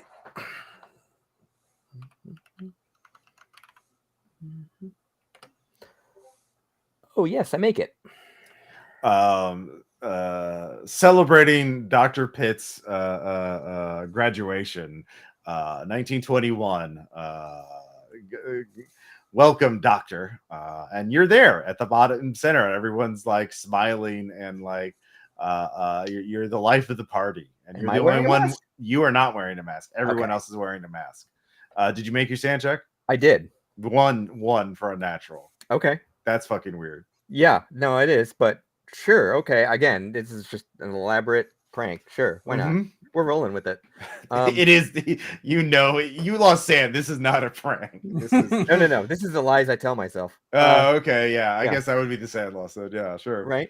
Yeah. But yeah, the two of you are by the doors, like, and the masked man looks at the two of you and says, it is rude to leave the door open. Either come in or go. Is this the banquet? Yes. I guess you could call it that. A little celebration. Didn't that one guy say something about the banquet? Turning to our business executive friend. The shotgun guy? I didn't hear what the shotgun guy said. I was too busy panicking about other things. Something about getting to the banquet and drinking the wine. I don't know if this is where he meant. We have champagne. This bottle, he goes over to the little table, and there's like, you see he grabs the open bottle of champagne and pours it. Oh, look, still bubbly. Delightful. Would you like a glass? I really don't want to let the door close just in case we can't get out. Okay. I say I'm going to hold the door because we have somebody else that might be joining us. I'm going to hold the door for them for just a little while. Oh, who's joining us? I don't mind a party crasher. I won't tell if you won't. We Well, met see, a we've got a buddy named Harry out here who is just taking a little lie down. Oh, had too much to drink, did he? I know that. We'll bring him in. I'll hold the door, or I can get him. He steps forward. It's no trouble at all. We have an excellent bed here he can rest in. So the masked man goes out in the lobby and starts looking for Harry. And he sees him. He's like, ah, yes. Oh, wow, the poor chap. He's Shit. God damn it. yeah. This is not what I thought was going to happen. Me neither. The masked man picks up Harry effortlessly and gently carries him into the room. So unless anybody of you are interfering or doing something, yeah. Well, Harry was stable. Was he stable enough to move? I mean, safely? you generally don't want him to move, but like this guy is picking him up. It's like he's hardly holding him, and he's just like not moving at all. It's rather serene and peaceful, and yeah, you Well, don't at least know. he's gentle, I guess. Gentle as a lamb. Yes. Actually, I don't think we should move him until he's ready. I'm sure he'll come and join us at an appropriate time. Oh, well, you're the expert here. I will defer to your judgment. He puts him back down. But still, the festivity. You must let me introduce you to everybody. Please come with me. We'll have a grand old time. I look at the fireman as if to say, I guess we're committed now. Great. And then Looking forward to it. we go inside, I guess. Mm. Your characters have free will. You do not have to do what the tall man in the mask tells you to do. Just for the record, but you can. I'm trying real hard not to let this clearly crazy doctor wander off by himself. Yeah. Not crazy, just curious. Yeah. Okay. So all of you are going into the mansion then? Yeah, I guess. Okay. Yeah. So the three of you let the door close. And I guess we're following the not at all terrifying man in a mask. Yeah, he follows you into. He leads you down this darkened long hallway. That would, if the architecture makes sense, to go straight back into the back office of the hotel, but it does not. It opens up into a large mansion, and the windows are open, and you can see it is night, but there are trees that you can see from the light spilling out from the mansion's lights, and you can hear the sounds of water. It's like this mansion's on an island somewhere, or near a lakeshore, and yeah. You were talking about that movie Saw earlier. I saw this movie once called The Shining, and yeah, great, fantastic. Point taken. Have we passed any doors on the way here? Not down the darkened hallway, but once you get in, once you get into the mansion itself, there are tons of doors. Boy. Okay. Yeah. Well, but I think we need to start scanning some doors. It doesn't work. But you realize the doors are unlocked here. Oh, interesting. These are different doors. These are like fancy wooden doors of a mansion in the Art Deco style. If we open one of the doors, does it have a room that's suitable for this place? Yep. There's more masked revelers, and they are ever so polite and ask you to talk to them. And they're so curious and polite and fascinated by whatever you say. So Dr. Pitts, the masked reveler, introduces you to a crowd of people. It's like, oh, it's Dr. Pitts. Oh, excellent. How are you? How's the old practice going? Oh. I've been eating Minneapolis, so I won't be seeing you. Oh, you're so witty, you. Yeah, that kind of thing. How are you reacting to this? Yeah, it's all nervous laughter for me, and not really knowing how to act about this whole situation. But clearly, these people know me of some sort. That freaks me out. That being said, once I find like a nice break in the chit chat, as it were, I would say, does anyone know anything about an archive around here? I've been hearing talk about that. Oh yes, another masked reveler, introduces himself. He's wearing a black and gold mask, and What's your business in the archive? Oh, just a friend of mine is working there, and I meant to visit with them. Ah, well, it used to be at well, I could give you it used to be at room 401, but it's changed now as it's wont to do. But I can't give out the number to just anyone. I can only give it out to club members. I see. I'm nodding like this all makes complete sense. Just yeah, okay, sure, right, club members. How does one become a member of this club? Oh, yes. Well, you're practically already in. There's only one last initiation right for you. Uh-huh. Well, come this way. We'll go to the basement. Sure. I'm looking around for the other two. Like, do they see me walk off, or are they like? If they want to, yeah. I mean, I assume you guys aren't. Doc. I tell them Calling after him as he's- Yeah. I'm stuttering as I'm telling them. I'm like, yeah, they're just gonna show me something. I think if you want to come along, and I'm just let them take me. Okay. We come. I the shrug mask- at this point and say, "We come this far." Dietrich, was it? Mhm. Daedric, yeah. Daedric. I don't think this guy wants to be saved. All right. The masked Okay. revelers sort of usher you down a set of stairs that leads into a stone wine cellar kind of basement. And they take you to a section that's been cleared out, and there is a metal an operating table on there, and there is a man under a sheet. You can't tell if it's someone in a coma or a cadaver. And they have a tray with surgical instruments on there. Yes, but Dr. Pitts, you can recognize that this is a cadaver. We would like you. The last one is, of course, a simple matter of technical skill. We would like you to bring the patient back. Bring the patient back. Yes, simple matter. In and out. Of course. Yeah. Yeah.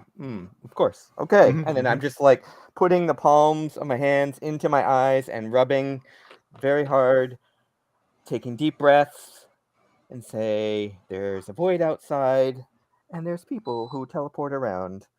Yeah. Of course. Yeah. I'm back. Just simple. Sure. Okay. And then I walk over to the table. Is the cadaver covered at all? It's got a sheet over him, but that's it. Okay. I kind of like flick it off with a flourish, more like to entertain the people around. Like, oh, look at me, fancy. Golf like, claps. like a show. Oh yes, Sure. yes. Excellent. Yeah. So obviously, You can give me a medicine check. I also have surgery apparently too. Oh yeah, surgery. Give me a surgery check. Yeah, let's do that. But like when you say cadaver, like how cadaver? I mean, horrific is it? Yeah. it's fresh. It doesn't show any signs of decay or anything. Oh, it's fresh. Okay. Yeah. Oh, that's so much better. Well, any like green syringes I can stick into him? I mean, he's fresh. No green. No, there are syringes, but nothing in them. Yeah, nothing glowing. That's too bad. Oh, wow. Yeah, I do that. Okay. You like examine the cadaver to like, okay, what's going on, and that's when you feel there's an object that's been put in his chest. That feels artificial, like it feels like straight a edges, pacemaker? larger than a pacemaker. And then where's it located? Like right in his abdomen, like right under the rib cage. Okay. All right. Well, obviously incisions need to be made to figure this one out. So I'm gowning up and gloves and everything. Yeah. Yeah, I don't know if I need to make another surgical roll, but no, you made your check. Okay. You cut him open, and there is a small metal box with a little wind-up key in it, like a wind-up toy. Is it fancy? It's like Art Deco. Yeah. Oh, okay. That's par for the course. Sure. Okay. So is it something that is it stuck into him, or is it something Yeah, I it's can pull attached out? to him. Okay. So basically, for my audience, I point with two hands, palms down, facing at the box, as if yeah, no one? the audience quiets. The Yes. murmurs stop. Everyone is watching you very intently to see what you do. I lift 3 fingers up in the air with my right hand, and then I slowly dip them down, and I begin to spin or turn the key. You turn the key. I keep doing so until it stops, basically. You as soon as it stops, you wind it up all the way. You let go, and starts. You hear this music play, like a music box. And all three of you give me sand checks. Yep.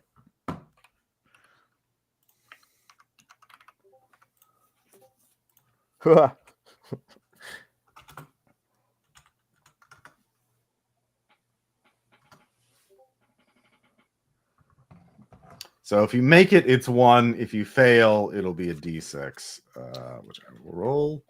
I failed. So that's 5 if you fail. Jesus. Winding him up brings the man back to life. As the incisions you make heal themselves, and the man gets up and coughs and comes back to life. All right, I'd like to use what's called on willpower for one of my bonds here. Yeah, the stress on that. Roll d4, and that's how much you lose off of willpower and how much you lose off of that bond.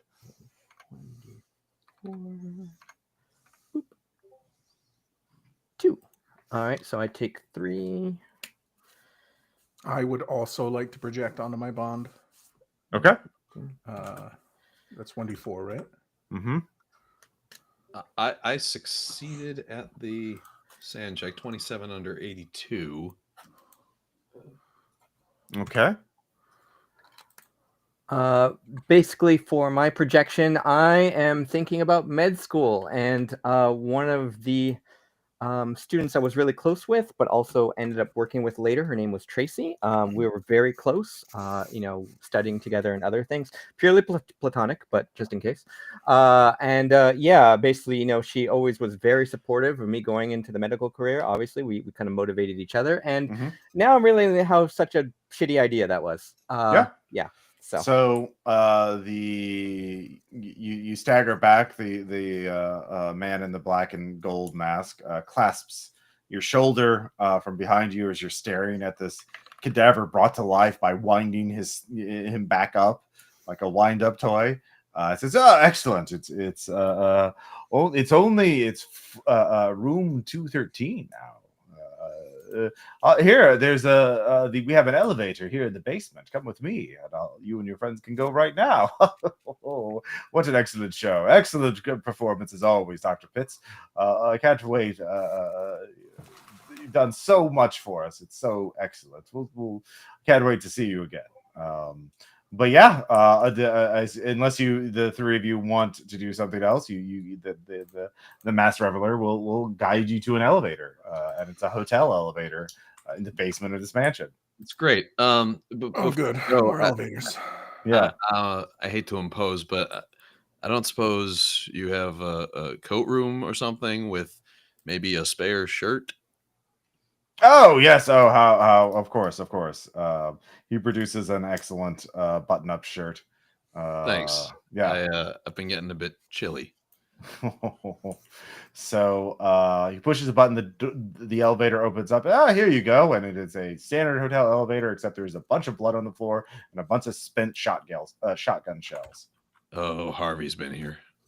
So yeah. The two of you or the three of you enter in, go to the second floor, and you're on the second floor. You're back at the hotel. Doc, that was incredible. Did you know you could do that? I just stare at you, and then I politely cough and say, "So, we're moving on to room 201 now. Yeah, apparently.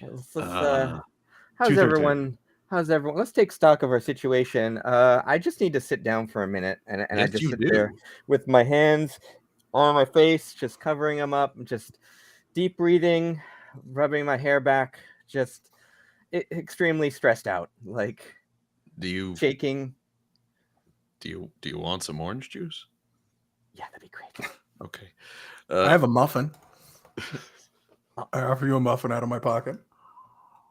I take it and shakily munch on it, like just slow nibbles at a time, as I just stare at the carpet and trying to burn holes in it with my eyes.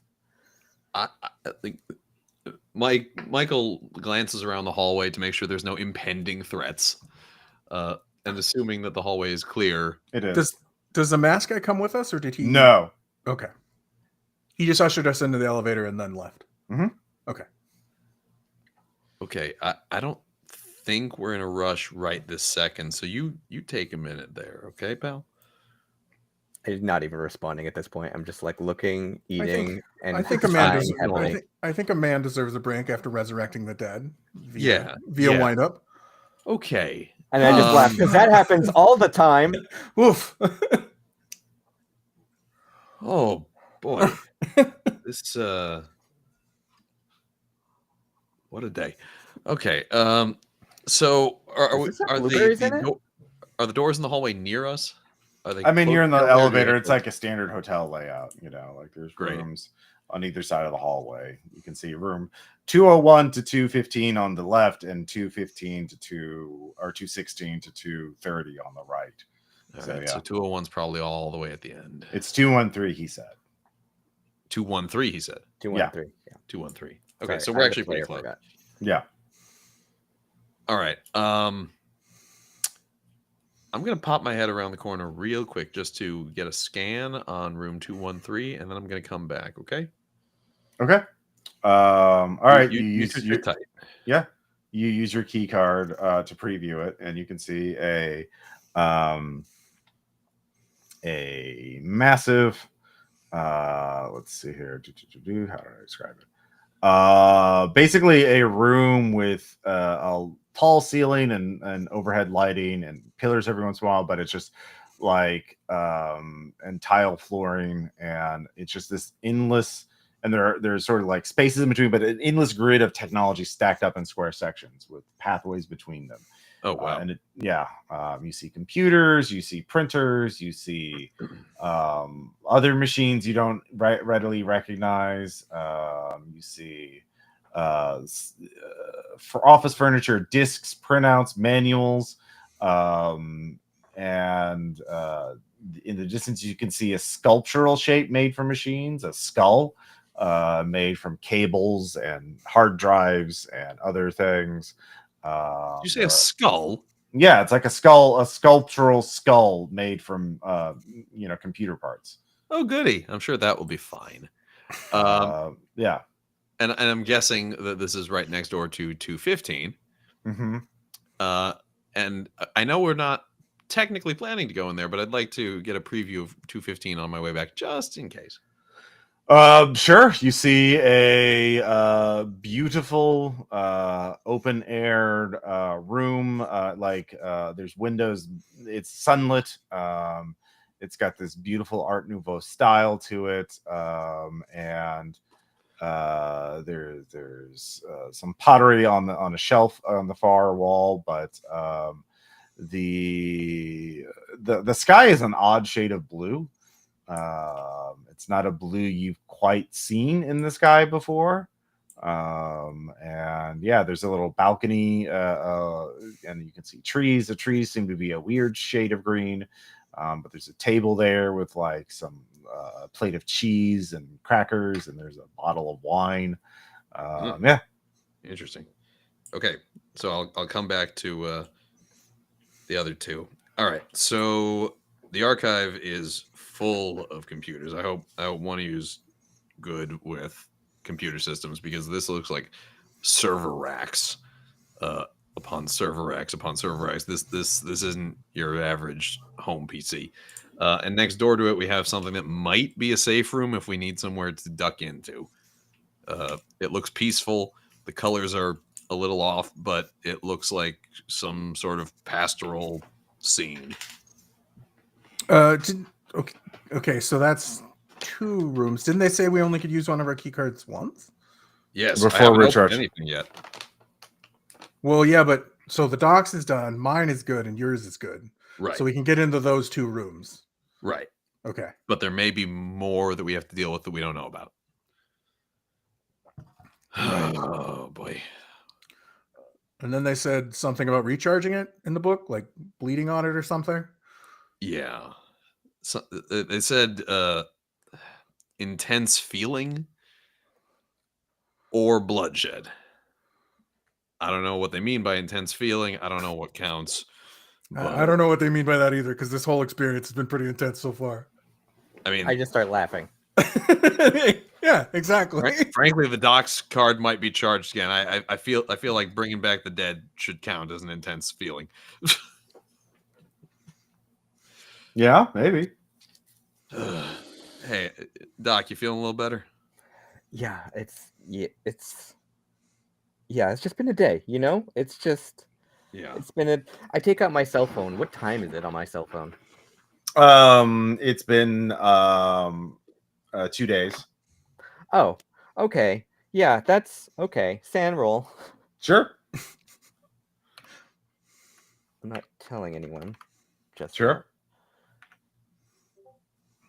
Ooh, no, I fail that. Okay.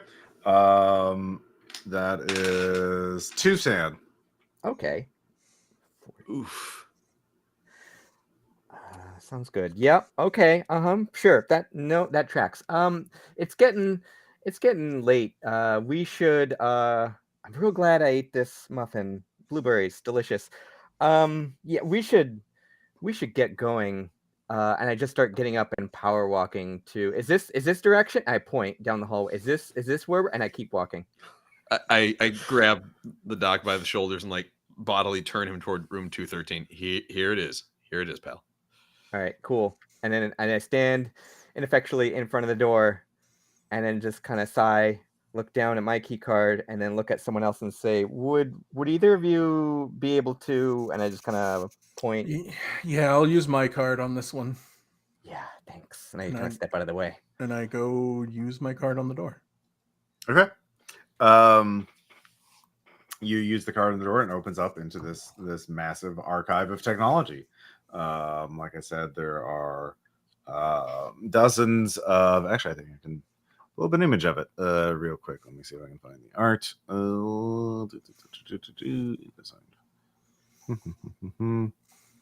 Fulfillment, photos, words.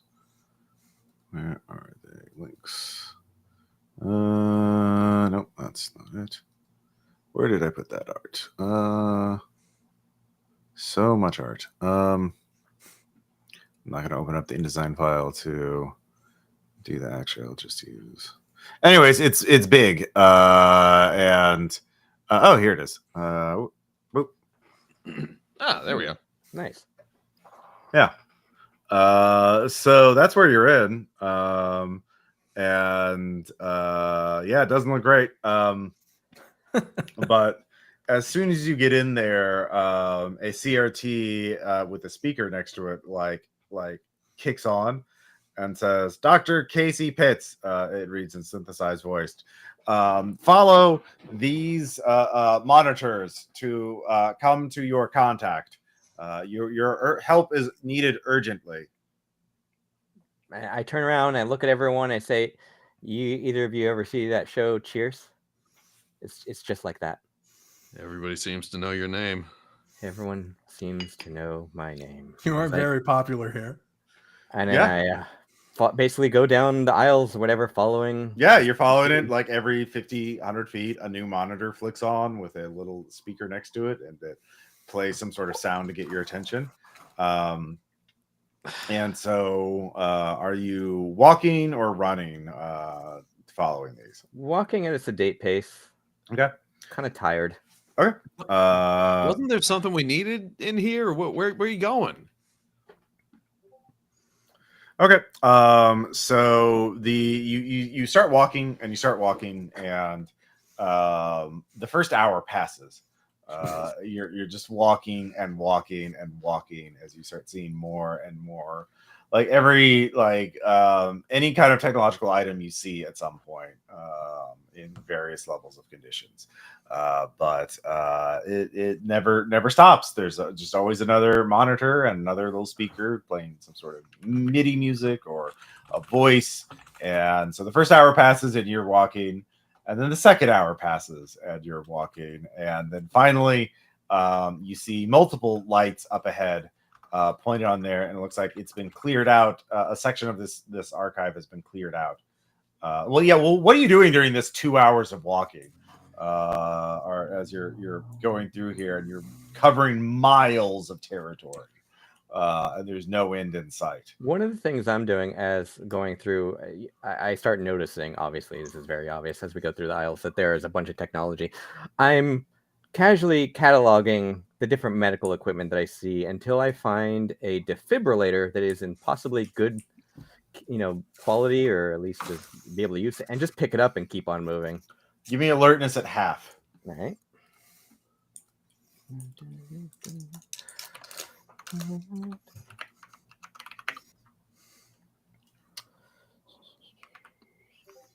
Okay, so no, I do not do that. You see a broken defibrillator, but that's it. Okay. You're only seeing they might have all technology, but that's all technology. So you have no idea where a good condition is. One, but hey, what about the rest of you? Are you looking for anything in particular as you're walking through hours of technology? Ooh, that's an interesting point. I'm not really looking for anything. I do say at some point, I hope Harry's okay, and then look at the two medical people and see what they think. I didn't think we'd be leaving Harry quite this long. Yeah, whatever happened to Harry happened at this point. So, and I don't tell them how long it's been either. So, and I hope Harvey's not too pissed that he doesn't find us there with his injured friend. Yeah, because he has a shotgun. He does have a shotgun. Harvey was long gone. I don't think that I don't think we had a choice on getting through to Harvey. That's probably true. So, I guess I kind of just talk and babble for the 2 hours, not really looking at anything, nor saying anything particularly cogent, just kind of trying not to think about where we are. Mm-hmm. So, in the unlikely event that I could find some kind of explosive, give me alertness at half. Yeah, give me alertness at half. That is a 7 under 25. Yeah. Wow. You find, I'll say, a thing of debt cord. A roll of debt cord. Sure. Yeah.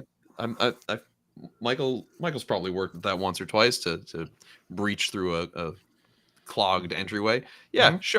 Sure. We'll pick that up and file that away for a rainy day. So, so after 2 hours, you see multiple lights, spotlights, floodlights set up, and a hospital bed, and it looks like someone's painstakingly moved a bunch of the stuff away to make a little room or a little treatment area for, and you see a pale and sickly woman, bald, like she's like a chemo patient kind of like level of health. But she's up on a bed. She's hooked up to like a couple of machines measuring her heart rate and all that. And there's a little tray of stuff. You see that in the distance. So, and that seems to be where you were being led to. Do you approach it or do you do something else? I approach. Okay. I'm just gonna keep going, and I'm not running, but I'm not like, unless someone's like, here immediately now, emergency. Then I was like, okay, I'll pick up the pace. But for the most part, it's been an hour. That's a walk. 2 hours. Yeah. It feels like it could be a setup. Are you sure about this? I have no idea. I mean, did you, with the cadaver and the key, did you saw that? I mean, I don't know what's going on at this point. Yeah, I did. So Apparently, they just called him here to make house calls. yeah. Okay, we should stay on lookout. Okay. The three of you approach. And as you approach, you look at the woman. Doctor, you don't have to make a check to see that she is very sick. You're not sure exactly what she has. But she's also hooked up to a bunch of weird machines that you've never seen before. And there's like a bunch of wires from the base of her skull going into like this large computer. And that's when you all hear like the cock of a rifle behind you. And you turn, and coming up from like the pile of technology from behind you, you see a very determined looking woman, like in her 30s, holding a large caliber rifle at the three of you. He's like, all right, do any of you have any weapons? No guns? I don't see any guns. No. Okay. All right. She lowers the rifle a bit, and I don't think you're working. All right, so here's the long of it. Dr. Pitts, I'm the one who called you here. I needed you here because I needed a doctor. And, I needed a doctor who was dirty and someone who would respond to blackmail. And I'm not going to reveal my sources and methods, but I found you. And so... But you need to do a little surgical procedure for me. On this patient here, you do that, and we all have a chance of getting what we want, including you two, since you're helping the doc. You get to benefit from this. So, yeah. All right. There's a folder over there up on that tray. That tells you what the procedure is. You just have to do it. And when you're done, our patient here will be in a position to help all of us. She'll be very grateful. Okay. I go over and I hesitantly pick up the folder and start leafing through it. She looks at the two of you. Here, I have some. There's over there that desk over there. If you'll pull open the trays, there's some water, there's some food. Sure thing. Who are you and why are you holed up in the archive? My name's not important. I'm here because I want to get the clerk. And this will help you find the clerk? Yeah, you'll see. When the doc does his thing, you'll see. How many people have come through this way before? Not many. I mean, yeah, I didn't think to bring anyone else in until I realized I had to. But do you know Harvey? No. Who's Harvey? That's all. Is he that maniac with a shotgun? Yeah. I touched my nose, like she's on the nose on that one. I saw him. Decided not to engage him a while ago. He was with another guy, called him Harry, and he said that they had a third. But if you're not that third, I don't know who is. Yeah, I'm a solo. Well, the third. Actually, I think the third is the patient here. She decided to take a different route a while ago. Time is different here. She spent a lot of time here, found something, but she couldn't do everything by herself. And I'm not a doctor. I can't even do a little procedure like that. So, Doc, you read the notes. What does it say? It's replacing the Mark I implant with the Mark II implant. There's a little metal implant attached to her spine, and you need to gently remove it and insert the new one. It looks like it's actually relatively trivial as surgical procedures go. Huh. Okay. And then can I kind of get the gist of what this would do? Is this something to like allow her to walk again? Is this like neural cybernetic interface is something that strikes your glance. So this is nothing recognized by traditional medical science. Got it. It would be Okay. extremely unethical to install this. But yeah, I mean, you left on that the ethics a while ago. So yeah. A certain electrical car company has its way. Yeah. So is making a clockwork person, I think, is probably beyond ethics too. But so, cool. Yeah. Yeah, okay. So then I assume I'll need some assistance for this. No, you can do it by yourself. You can just okay. turn her over, cut open the minor incision, the base of her neck, take out the old implant, put the new one in. Okay. Do I see the implant? Is it like there, ready to go? Or well, you move her over and you see okay. it. Yeah. Yeah. Okay. Yeah. It looks like it's a recent implant. Hasn't fully healed, but judging from her notes, it just wasn't sufficient, but she made some improvements to it, so it would allow her to interface with that machine over there. Okay. Sure. Why not? All right. Give me a sand check. Yeah. Things I've seen in these past couple days, I mutter. Days. Couple days. Michael pulls out his phone to check what time and, more importantly, date it is. Give me a sand check. Yeah. I'll give you a sand check too, because I'm sure I looked at my phone as well. Yeah.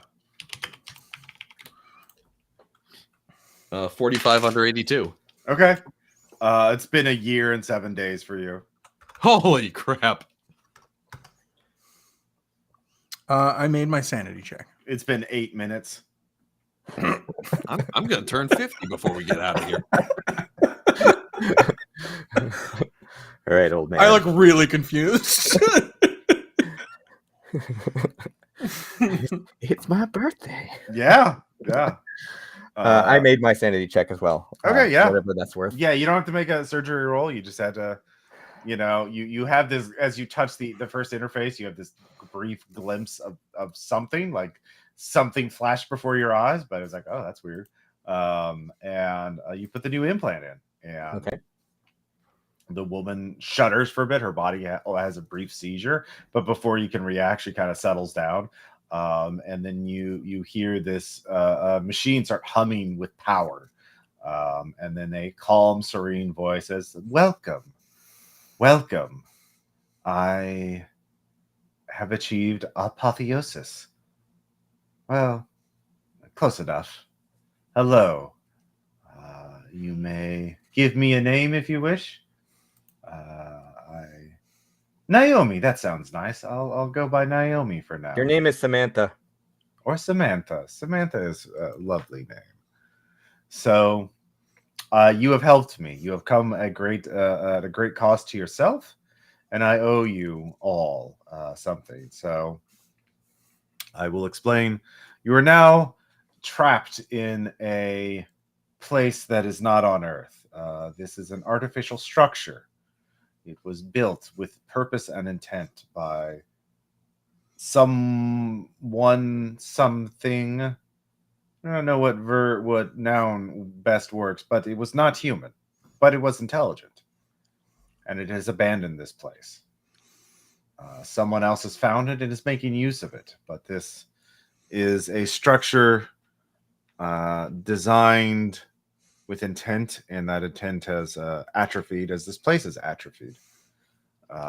But it can be used to change those that are inside of it. And so it can change your circumstances. It can change you, as I have just changed. So I can help you by helping you fulfill what you desire. If you wish to escape and change your circumstances, that is possible. But if you want, I will simply ask each of you. So the woman with the gun says, you know what I want. She says, yes, I will provide you clear instructions on how to get to the Night Clerk. But you three are also owed something. If you have other questions, I will be happy to answer them before you make an informed decision about what you want. Yes, Michael. What? So I thought, I'm so confused. I thought we had to find this night clerk to leave. You're saying there's a way to leave without finding the clerk? Yes, the 13th floor. The What is 13th. the 13th floor? The 13th floor is.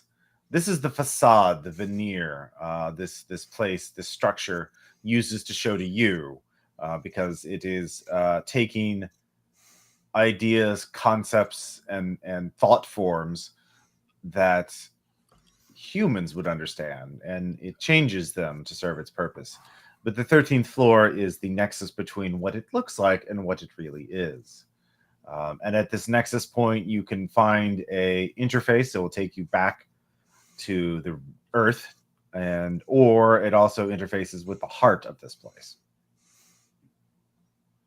Why would we want to go to the heart of You this want to place? understand the true nature of it.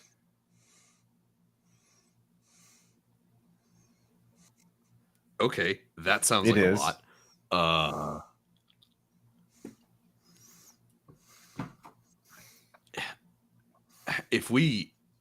When we go back to Earth, how do we keep from getting brought here again? I don't even know how I wound up here. It is geographically limited. The person you are calling the Night Clerk found a way to access this structure from Earth and engineered it into the hotel he works at.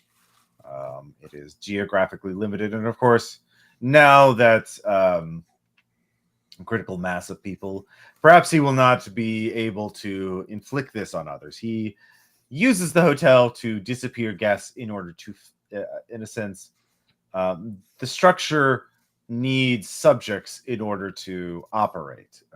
And so by providing subjects, the structure activates, the structure works, and the Night Clerk is able to observe it and thus gain insight into the true nature of the universe and to profit from it.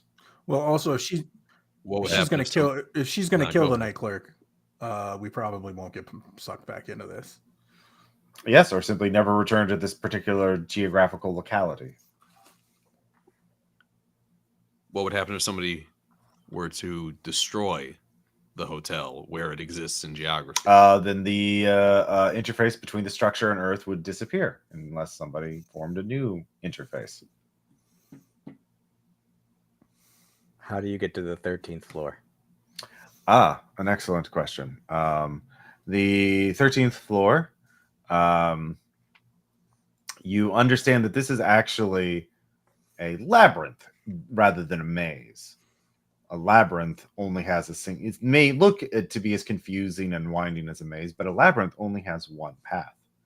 You simply keep going forward, and you have gone very far, and eventually you will get there. In fact, I can put you near the end. But this labyrinth is a tool not of meditation, but of dehumanization. It is trying to open your mind or destroy you, depending on your point of view.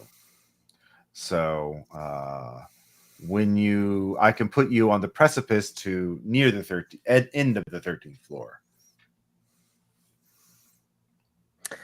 I reach into my pocket. I take out a nondescript pill.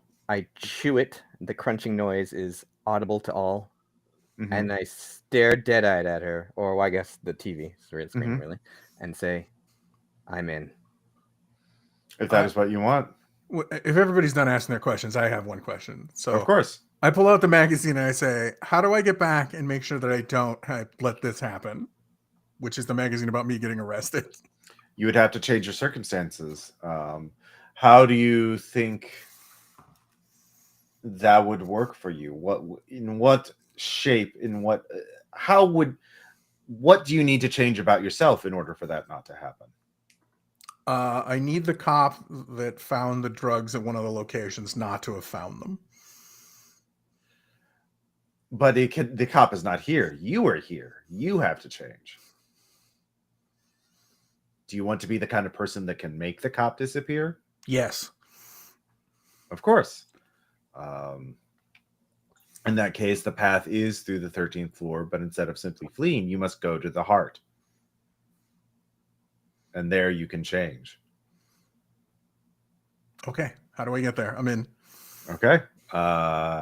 Michael, do you also wish to go to the 13th floor? Or do you wish to follow and get vengeance upon the Night Clerk? I want out of here. It seems to me like blowing up the hotel is probably the safer option. Do you want to be the kind of person that can blow up the hotel? I don't know Okay. about that, Well, but I want to get to the very 13th well. floor. There is, unfortunately, there is one minor complication I cannot stop. In the next 4 minutes, there will be a blackout on the archive, and then it will come. You must survive the next 3 minutes in the dark.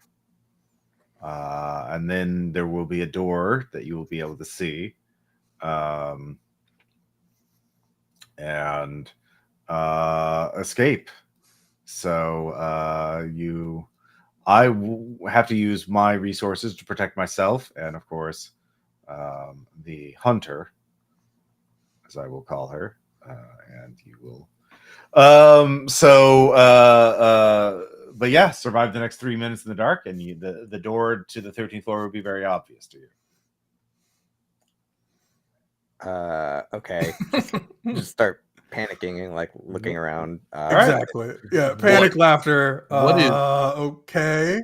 What is it? What is coming? I stop asking questions. I look for the mirror at like a good hiding spot.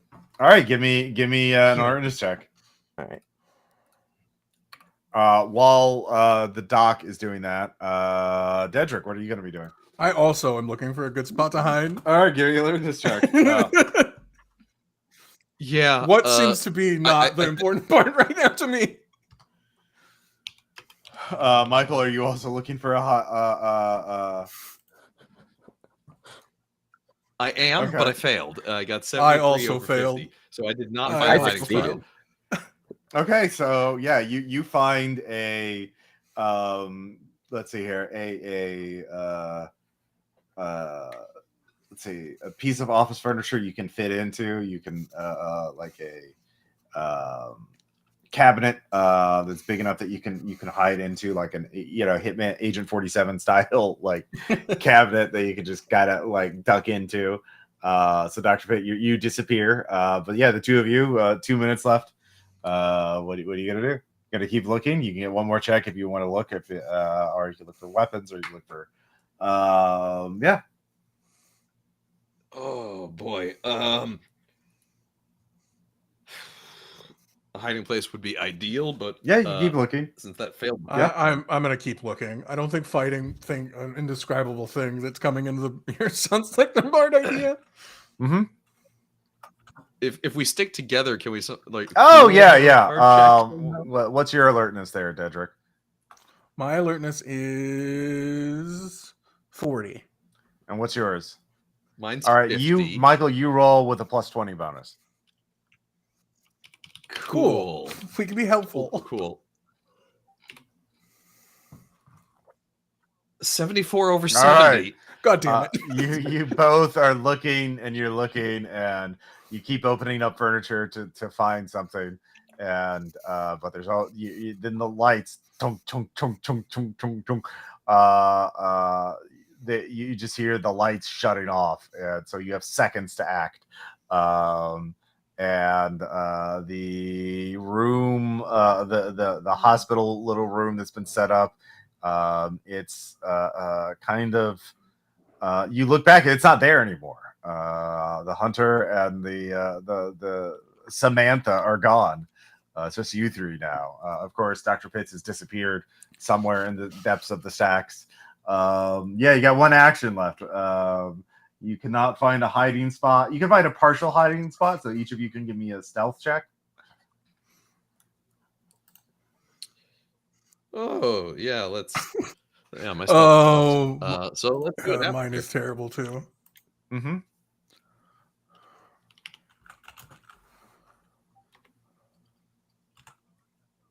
That's a 100. Here's my stealth check. Yeah, I had a 10 and I rolled a 45. So Okay, yeah. yeah. I didn't crit fail though. I think a 100 is a crit fail. 100 isn't is a crit fail. Yeah, so I critically fail on any hiding spot. Is there any way for me to set like a? I do have this debt cord. Is there any way to set it up as some sort of trap to buy me? I mean, it's dark. It is now pitch black as you pull out your debt cord. I guess I dove into a hiding place, and I'm hoping that the noise that he's making helps me out now. But you got 100, so you're out in the open. Yeah. Oh yeah. That's the only reason I'm going for this desperation play, because I could not fail at hiding any harder if I wanted to. So yeah, you can hear the sound of like wind, or like you hear this roar, and you realize that something is knocking all the machines over, and there's this horrible sound. It's like an industrial press, a hydraulic press, like crushing everything, but also stretching it out. It's just this horrible, like this cacophony of industrial grinding workshop sounds, and off in the distance, and it's utterly pitch black. And you can't fumble with the debt cord. You lose the debt cord. That's the crit failure. You pull it out of your hands, and you're shaking. You're so nervous. You realize you're screaming, but you don't realize it, and the debt cord just goes flying into the pile somewhere as you tumble over this. Crap. And then the sound stops for a moment, and then you can start hearing this mechanical whirring sound, somewhat regular, robotic, but it's big, and you can hear technology being knocked aside, and that's when there's some electrical, like sparking lights in the distance, and you see it as it moves. The electricity is flowing out of it. It's like a giant hand made from machinery, and moving around like a spider. And so this giant severed hand of machinery sparks with raw electricity as it's going through, and it's knocking things around. So it's just bulldozing things out of its way. So yeah, that's the only light that you can see, but it's far away, and it's coming towards your general position. Now you could search for the debt cord. You could run, or you could try again to hide. I'll give you +20 because now it's dark on hiding.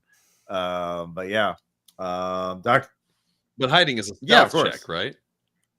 Yeah, my stealth is 10. I'm not gonna make that. I'm gonna run. I am going to try to outrun the scary thing. Give me athletics. What about you, Dedrick?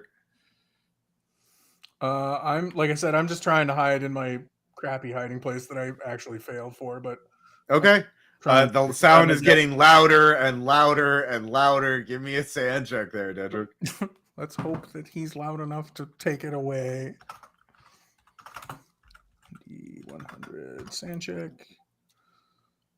Oh no! I rolled a 94. Nope, I failed my sand check.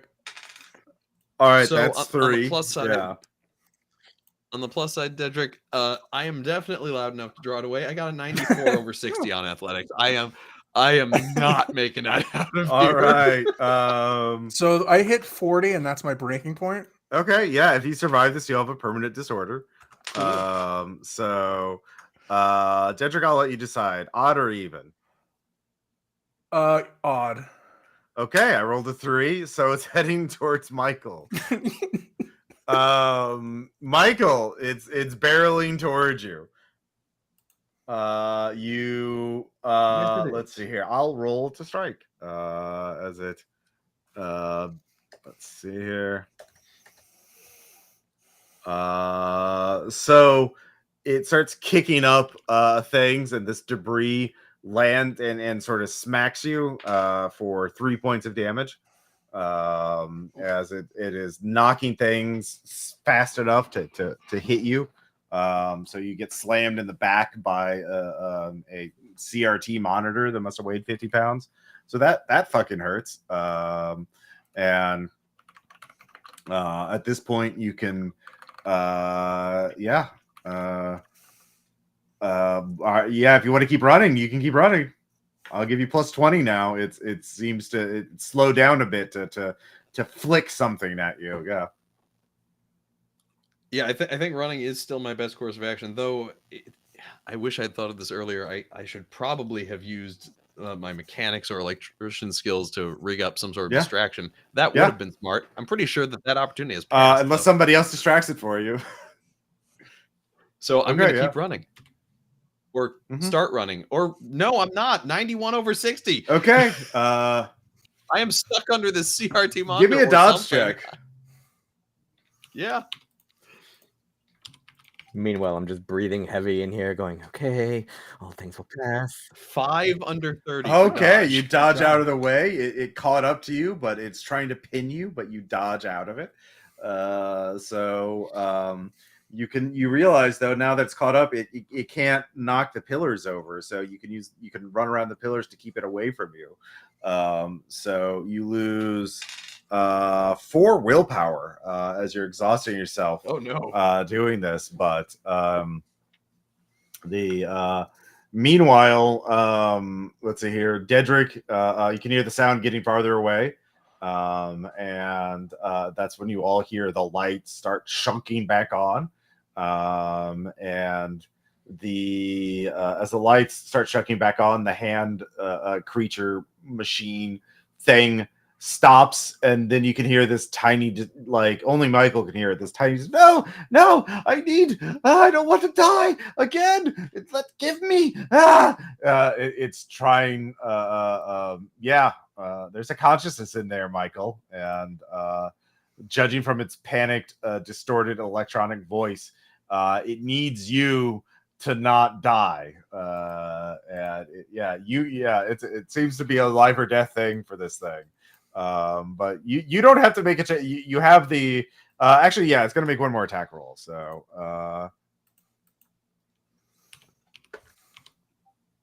it misses with that one, with the 63. As it tries to pin you again, but it can't. It's like no, and as the lights come back on, you hear this distorted electronic like voice die. As when the light hits it, all the electronics machinery stops holding together, and it just kind of falls apart. And there is a door in the middle of the pathway that is lit up. Michael is standing in the middle of the room, panting, battered, trickle of blood down his forehead. What the hell was that? At the sound of that, I open up whatever cabinet I was in. Mm-hmm. I come out, dust myself off, move everything out of the way, make my way over to him, and go, here, let me check that out. Let me check that out for you.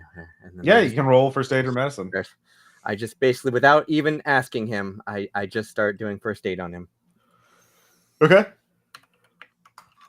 I also cut out and head towards where they are. Mm-hmm. I tell Michael I'm glad he made it. I thought he got a hiding spot, but I guess he didn't. Sorry. I should have just climbed the pillar. I should have stayed somewhere else last night. So one of the CRTs flicker on, and Samantha's voice comes on. If anyone dies here, they are trapped unless they can capture somebody and take their body from them. That's good to know after the fact. Thanks. Yes. That person is now in indescribable agony and an electronic hell. Also, didn't need to know that. Patch you up and just saying we're all in hell. And I succeeded at my first aid, so I just like wiping you down, cleaning you off, and being like, it's not as bad. It's not that bad. You're good. Mm-hmm. You're fine. Mm-hmm. So the three of you step out into the hallway, and there is a little paper sign taped to the wall across from you that says 13th floor stairwell only, and it's underlined. Of course. You like stairs. Yeah. All right. Okay. Everyone. I'll Yep. take point. All right. Let's finish this out. Okay. So you start going up the stairwell, and as you do that, you pass by another ice machine that's open. It's one of those ones that you scoop up ice with a thing. You have to reach into it, and it's dark inside, but you can feel cool air coming from it. Yeah. Can I close it without getting inside it? Yeah. The metal, the lids on the slides on the top, but you have to reach over it to do that, to reach the lid. We should just leave it alone. Harvey I'm said, gonna- Yeah, Harvey let's just said, leave it alone. just don't. Yeah. He said, don't look in it, but maybe we should just not. Just better if we leave it. Just not. Yeah. I don't think we need that. I think we should just give it a wide berth. Yeah. As you go by, you can hear a voice. Need some ice for that wound?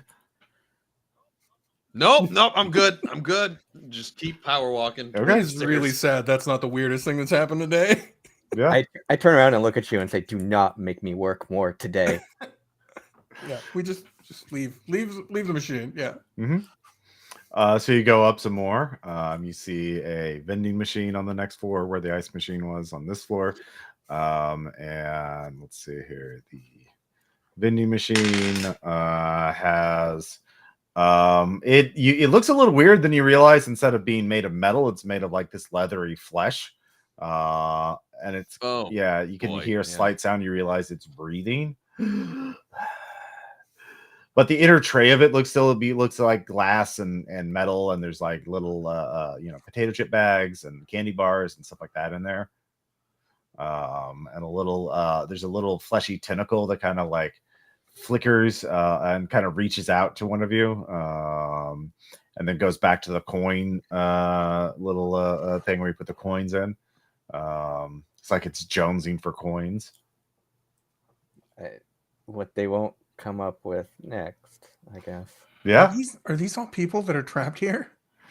You don't know. That's rhetorical. Yeah. I'm just gonna say to like Michael and the doctor, like I don't want to be a soda machine for the rest of my life. So you continue, but eventually the stairwell terminates at the top, and there are a set of doors that are open, and so you enter into the 13th floor. It appears as a vast palatial hall of an alien architectural style. It is ancient and ruined, but still grand in its dimensions. A staircase descending down is prominently placed in the center of the hall. And there is a tall masked figure in heavy robes. And in front of you, between you and this robed figure, is Agent Harry and Harvey. And they're squaring off against each other. And you can't, he's like, don't do it. And they're pointing, Harvey has a shotgun out and Harry's up unconscious, pointing a handgun at each other. Don't do it. You can't stop me. And are any of you intervening, or are you going to watch and see how this plays out? Which of them is apparently trying to stop which of them? Let's see here. Harry's trying to stop Harvey. All right, I'm watching this.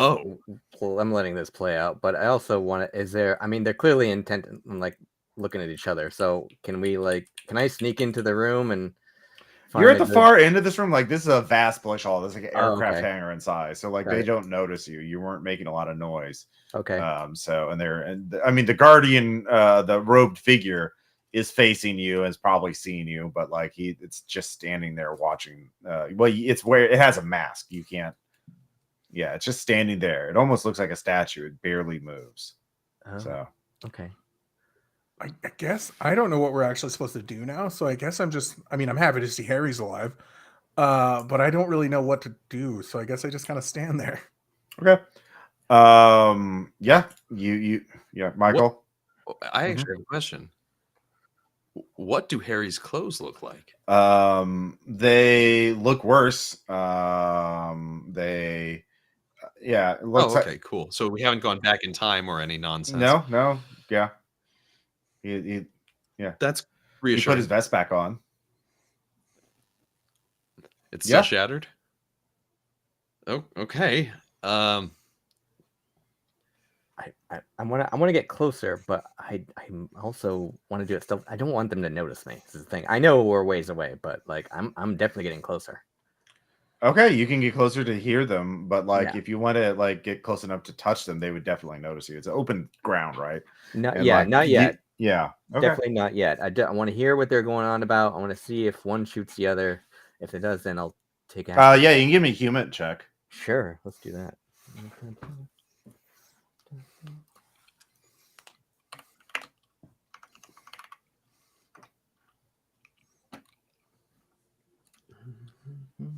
Where is it?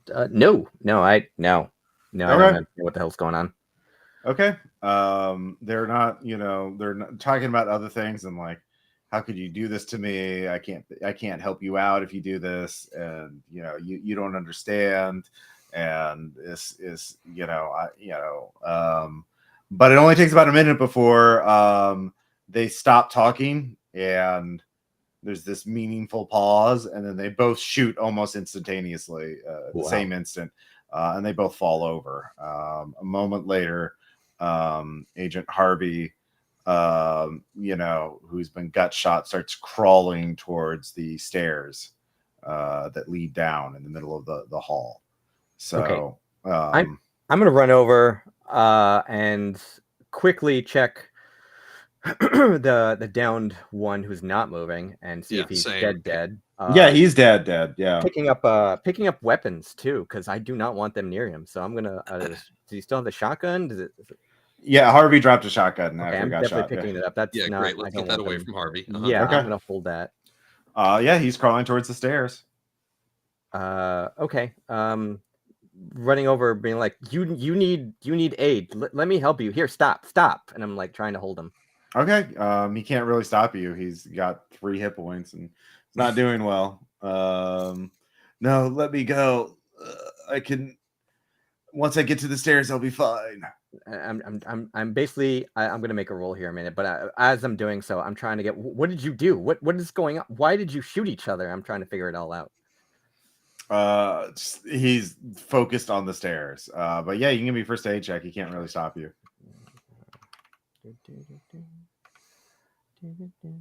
Oh yeah. First aid. I mean, he's been gut shot. Like, you can stop the bleeding, but like, he just goes,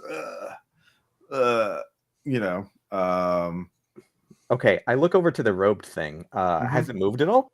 It turns to face you. Okay. Cool. I basically yell at it. I don't know how far away I am, but I'm assuming I'm a distance. So I was like, "What just happened here? Why did they shoot each other? Who are you?" And I'm asking all the questions. It speaks in this unearthly voice that is both booming and also intimate. It's like someone's shouting, but also whispering into your ear at the same time, like a chorus of voices, but all speaking as one. And there's a slight reverb on it too. It's quite weird. You realize it's not whispering into your ear; you're hearing it in your mind as well as in your ears. And it's not speaking English, but you understand it, and it says, "I am the Guardian." And you are in a place where the rules of reality are different, and you can return to your reality as you understood it. But if you want to understand the truth of this reality, of the actual ultimate reality, you can take the stairs. But if you are afraid, you cannot be forced, and you may retreat into your own illusions.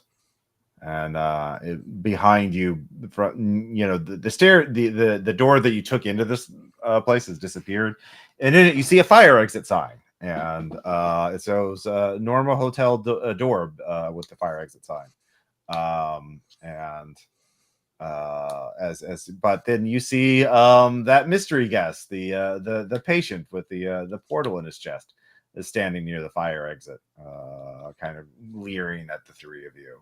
So you can escape by going to the exit door, but you have to deal with the mystery guest guarding it, or you can go down the stairs.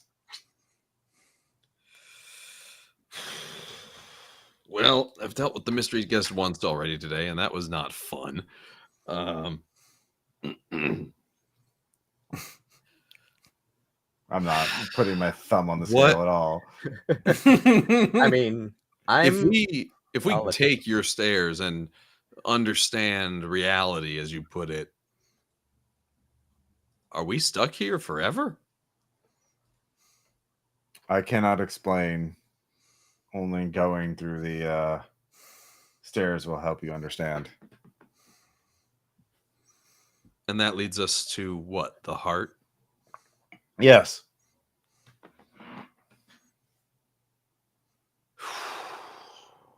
Well, I was dead set on going to the heart anyways, because I don't have much left for me at home. So I guess I can take Harvey and help him to the stairs. that's what I Yeah. was going to say. If you wanted to help me, because I'm also going to go. Okay, We'll sure. each Yeah. arm in arm. Yeah. Yeah, so I guess you take one side and I take the other side. Yeah. Michael, what would you like? Where are you going? Wait, yeah. Do you need help? Like, I think the two of you are nuts. I deal drugs out of his fast food chain. I Yeah. brought someone back from the dead with a wind-up key. I don't need this in my life. I don't need this. I'm out. I'm gonna go toward the exit and try to deal Okay. with the mystery guest. Yeah. He starts running towards you. Your treatment begins. So give me like athletics or dodge to get out of his way. Yeah, let's do that. I'm pretty good at athletics. Okay. And yet. Yeah. That is a 55 under 60, which Oh, yes, 55. That's a crit Ooh, success. crit, Yeah. good job. Nice. Yeah. You easily duck and weave, dip, dive, and weave out of the way, and get around him, and you get through the door. So we'll come to you in a bit, and then Dedrick and Doctor and Casey, you take Agent Harvey, and you go down the stairs. And you descend the stairs, and you find yourself in a bizarre new realm. The architecture is impossible. There are cyclopean ruins floating in a cosmic void around you, temples to alien gods intermingled with metallic structures of unknown purpose, fragments of ancient human cities, and the bones of titanic creatures dead for millennia are staged like signposts. But there's only a single path. Nothing threatens you, nor can you die. You all have to make a sand check, though. Okay. I mean, sure. Makes sense. Yeah. Yeah, I succeed. Okay. I did not. I failed my sand check. All right. So for that failed sand check, let's see what the damage is. 54 sanity. Do you have any left? No. All right, 9 sanity for the for Dr. Pitt, since you made it. Yeah. So once you arrive at the heart of the labyrinth, it is a singularity, a thing that the human mind cannot perceive, and it transforms you. And so what is your wish? Yeah. I kind of I've been seeing all these crazy things that not only I've been doing, participating in, but just seeing and things, and I'm just like, well, this is possible. I mean, I this is my way out of debt. Like, I can just, in theory, I don't understand it, but I think I want to see if I can be like the new Night Clerk guy, like, someone who I can travel wherever I want and not have to worry about capitalism anymore. Yeah, yeah. You don't. Yeah, you have an infinite realm to explore now. You become one with it. So, Diedrich, though, you want power and you want to be the capitalism. So you'll be the capitalism that wins. So you come back and you have a new formula in mind. So Fast Burgers becomes the most successful franchise of fast food, and also drug cartel / cult. And you are a ruthless cult leader / sorcerer. World domination, maybe. Asian heart, a singularly powerful killer starts shotgunning your lieutenants obsessively, as you are locked in an eternal war with a group of vigilantes hunting you down. Or how do you see yourself being transformed into a monstrous creature with no regard from human life, but only for power and money? I become the Fast Burgers mascot, which is like a cross between like the Burger King and Ronald McDonald. So I'm like a king clown cult Oh figure. my god, yeah. Fucking terrifying. I hate it. I hate it. It's perfect. Capitalism clown. Yeah, you have to eat one fast food worker every night. So you basically become the villain of a Five Nights at Freddy's knockoff. Kind of. For your restaurant, they're like, okay, we throw the intern in the closet. If he survives the night, he's been chosen. Yeah, so King Clown Fast Burger. Agent Harvey, who wanted to kill all the unnatural on Earth, becomes your nemesis as you're eternally trying to kill each other, unable to die. Fantastic. Meanwhile, Michael, you are. It's morning. The sun is shining down on you. You're in the parking lot of the Sleepeasy Inn. Your car is there. The hotel is. The doors are knocked down. This building has been condemned. It has been abandoned. There's graffiti in the interior. It's been abandoned for years. The windows are broken. But yeah, you're alive. It's just the next morning. Your phone has a bunch of missed messages from your family, expecting updates on your trip. But it's 9 a.m. And your luggage is in your room, which is a wreck, but exactly where you left it. And accessible. Yeah, that's the surprising part. Yeah. But yeah, that's the Night Clerk. Cool. I grab the bags, shove them in the trunk, and floor it. Yeah. That's the general gist of the Night Clerk as a scenario, is that it is a machine designed to make turn characters into zero sanity monsters.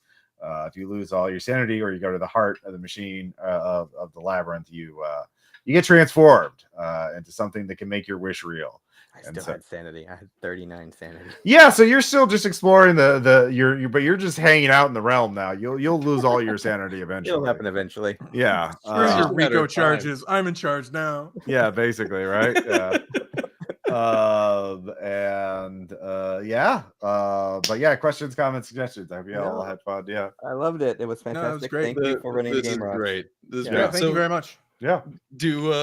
You threw out some pretty big numbers there. Like I think you said 502 at one point. Do you seriously have at least 500 distinct events that can happen? No, I mean there's random tables, but the idea is that it's easily extendable. You can easily add on different universes and artifacts and random encounters and stuff like that. So that's great.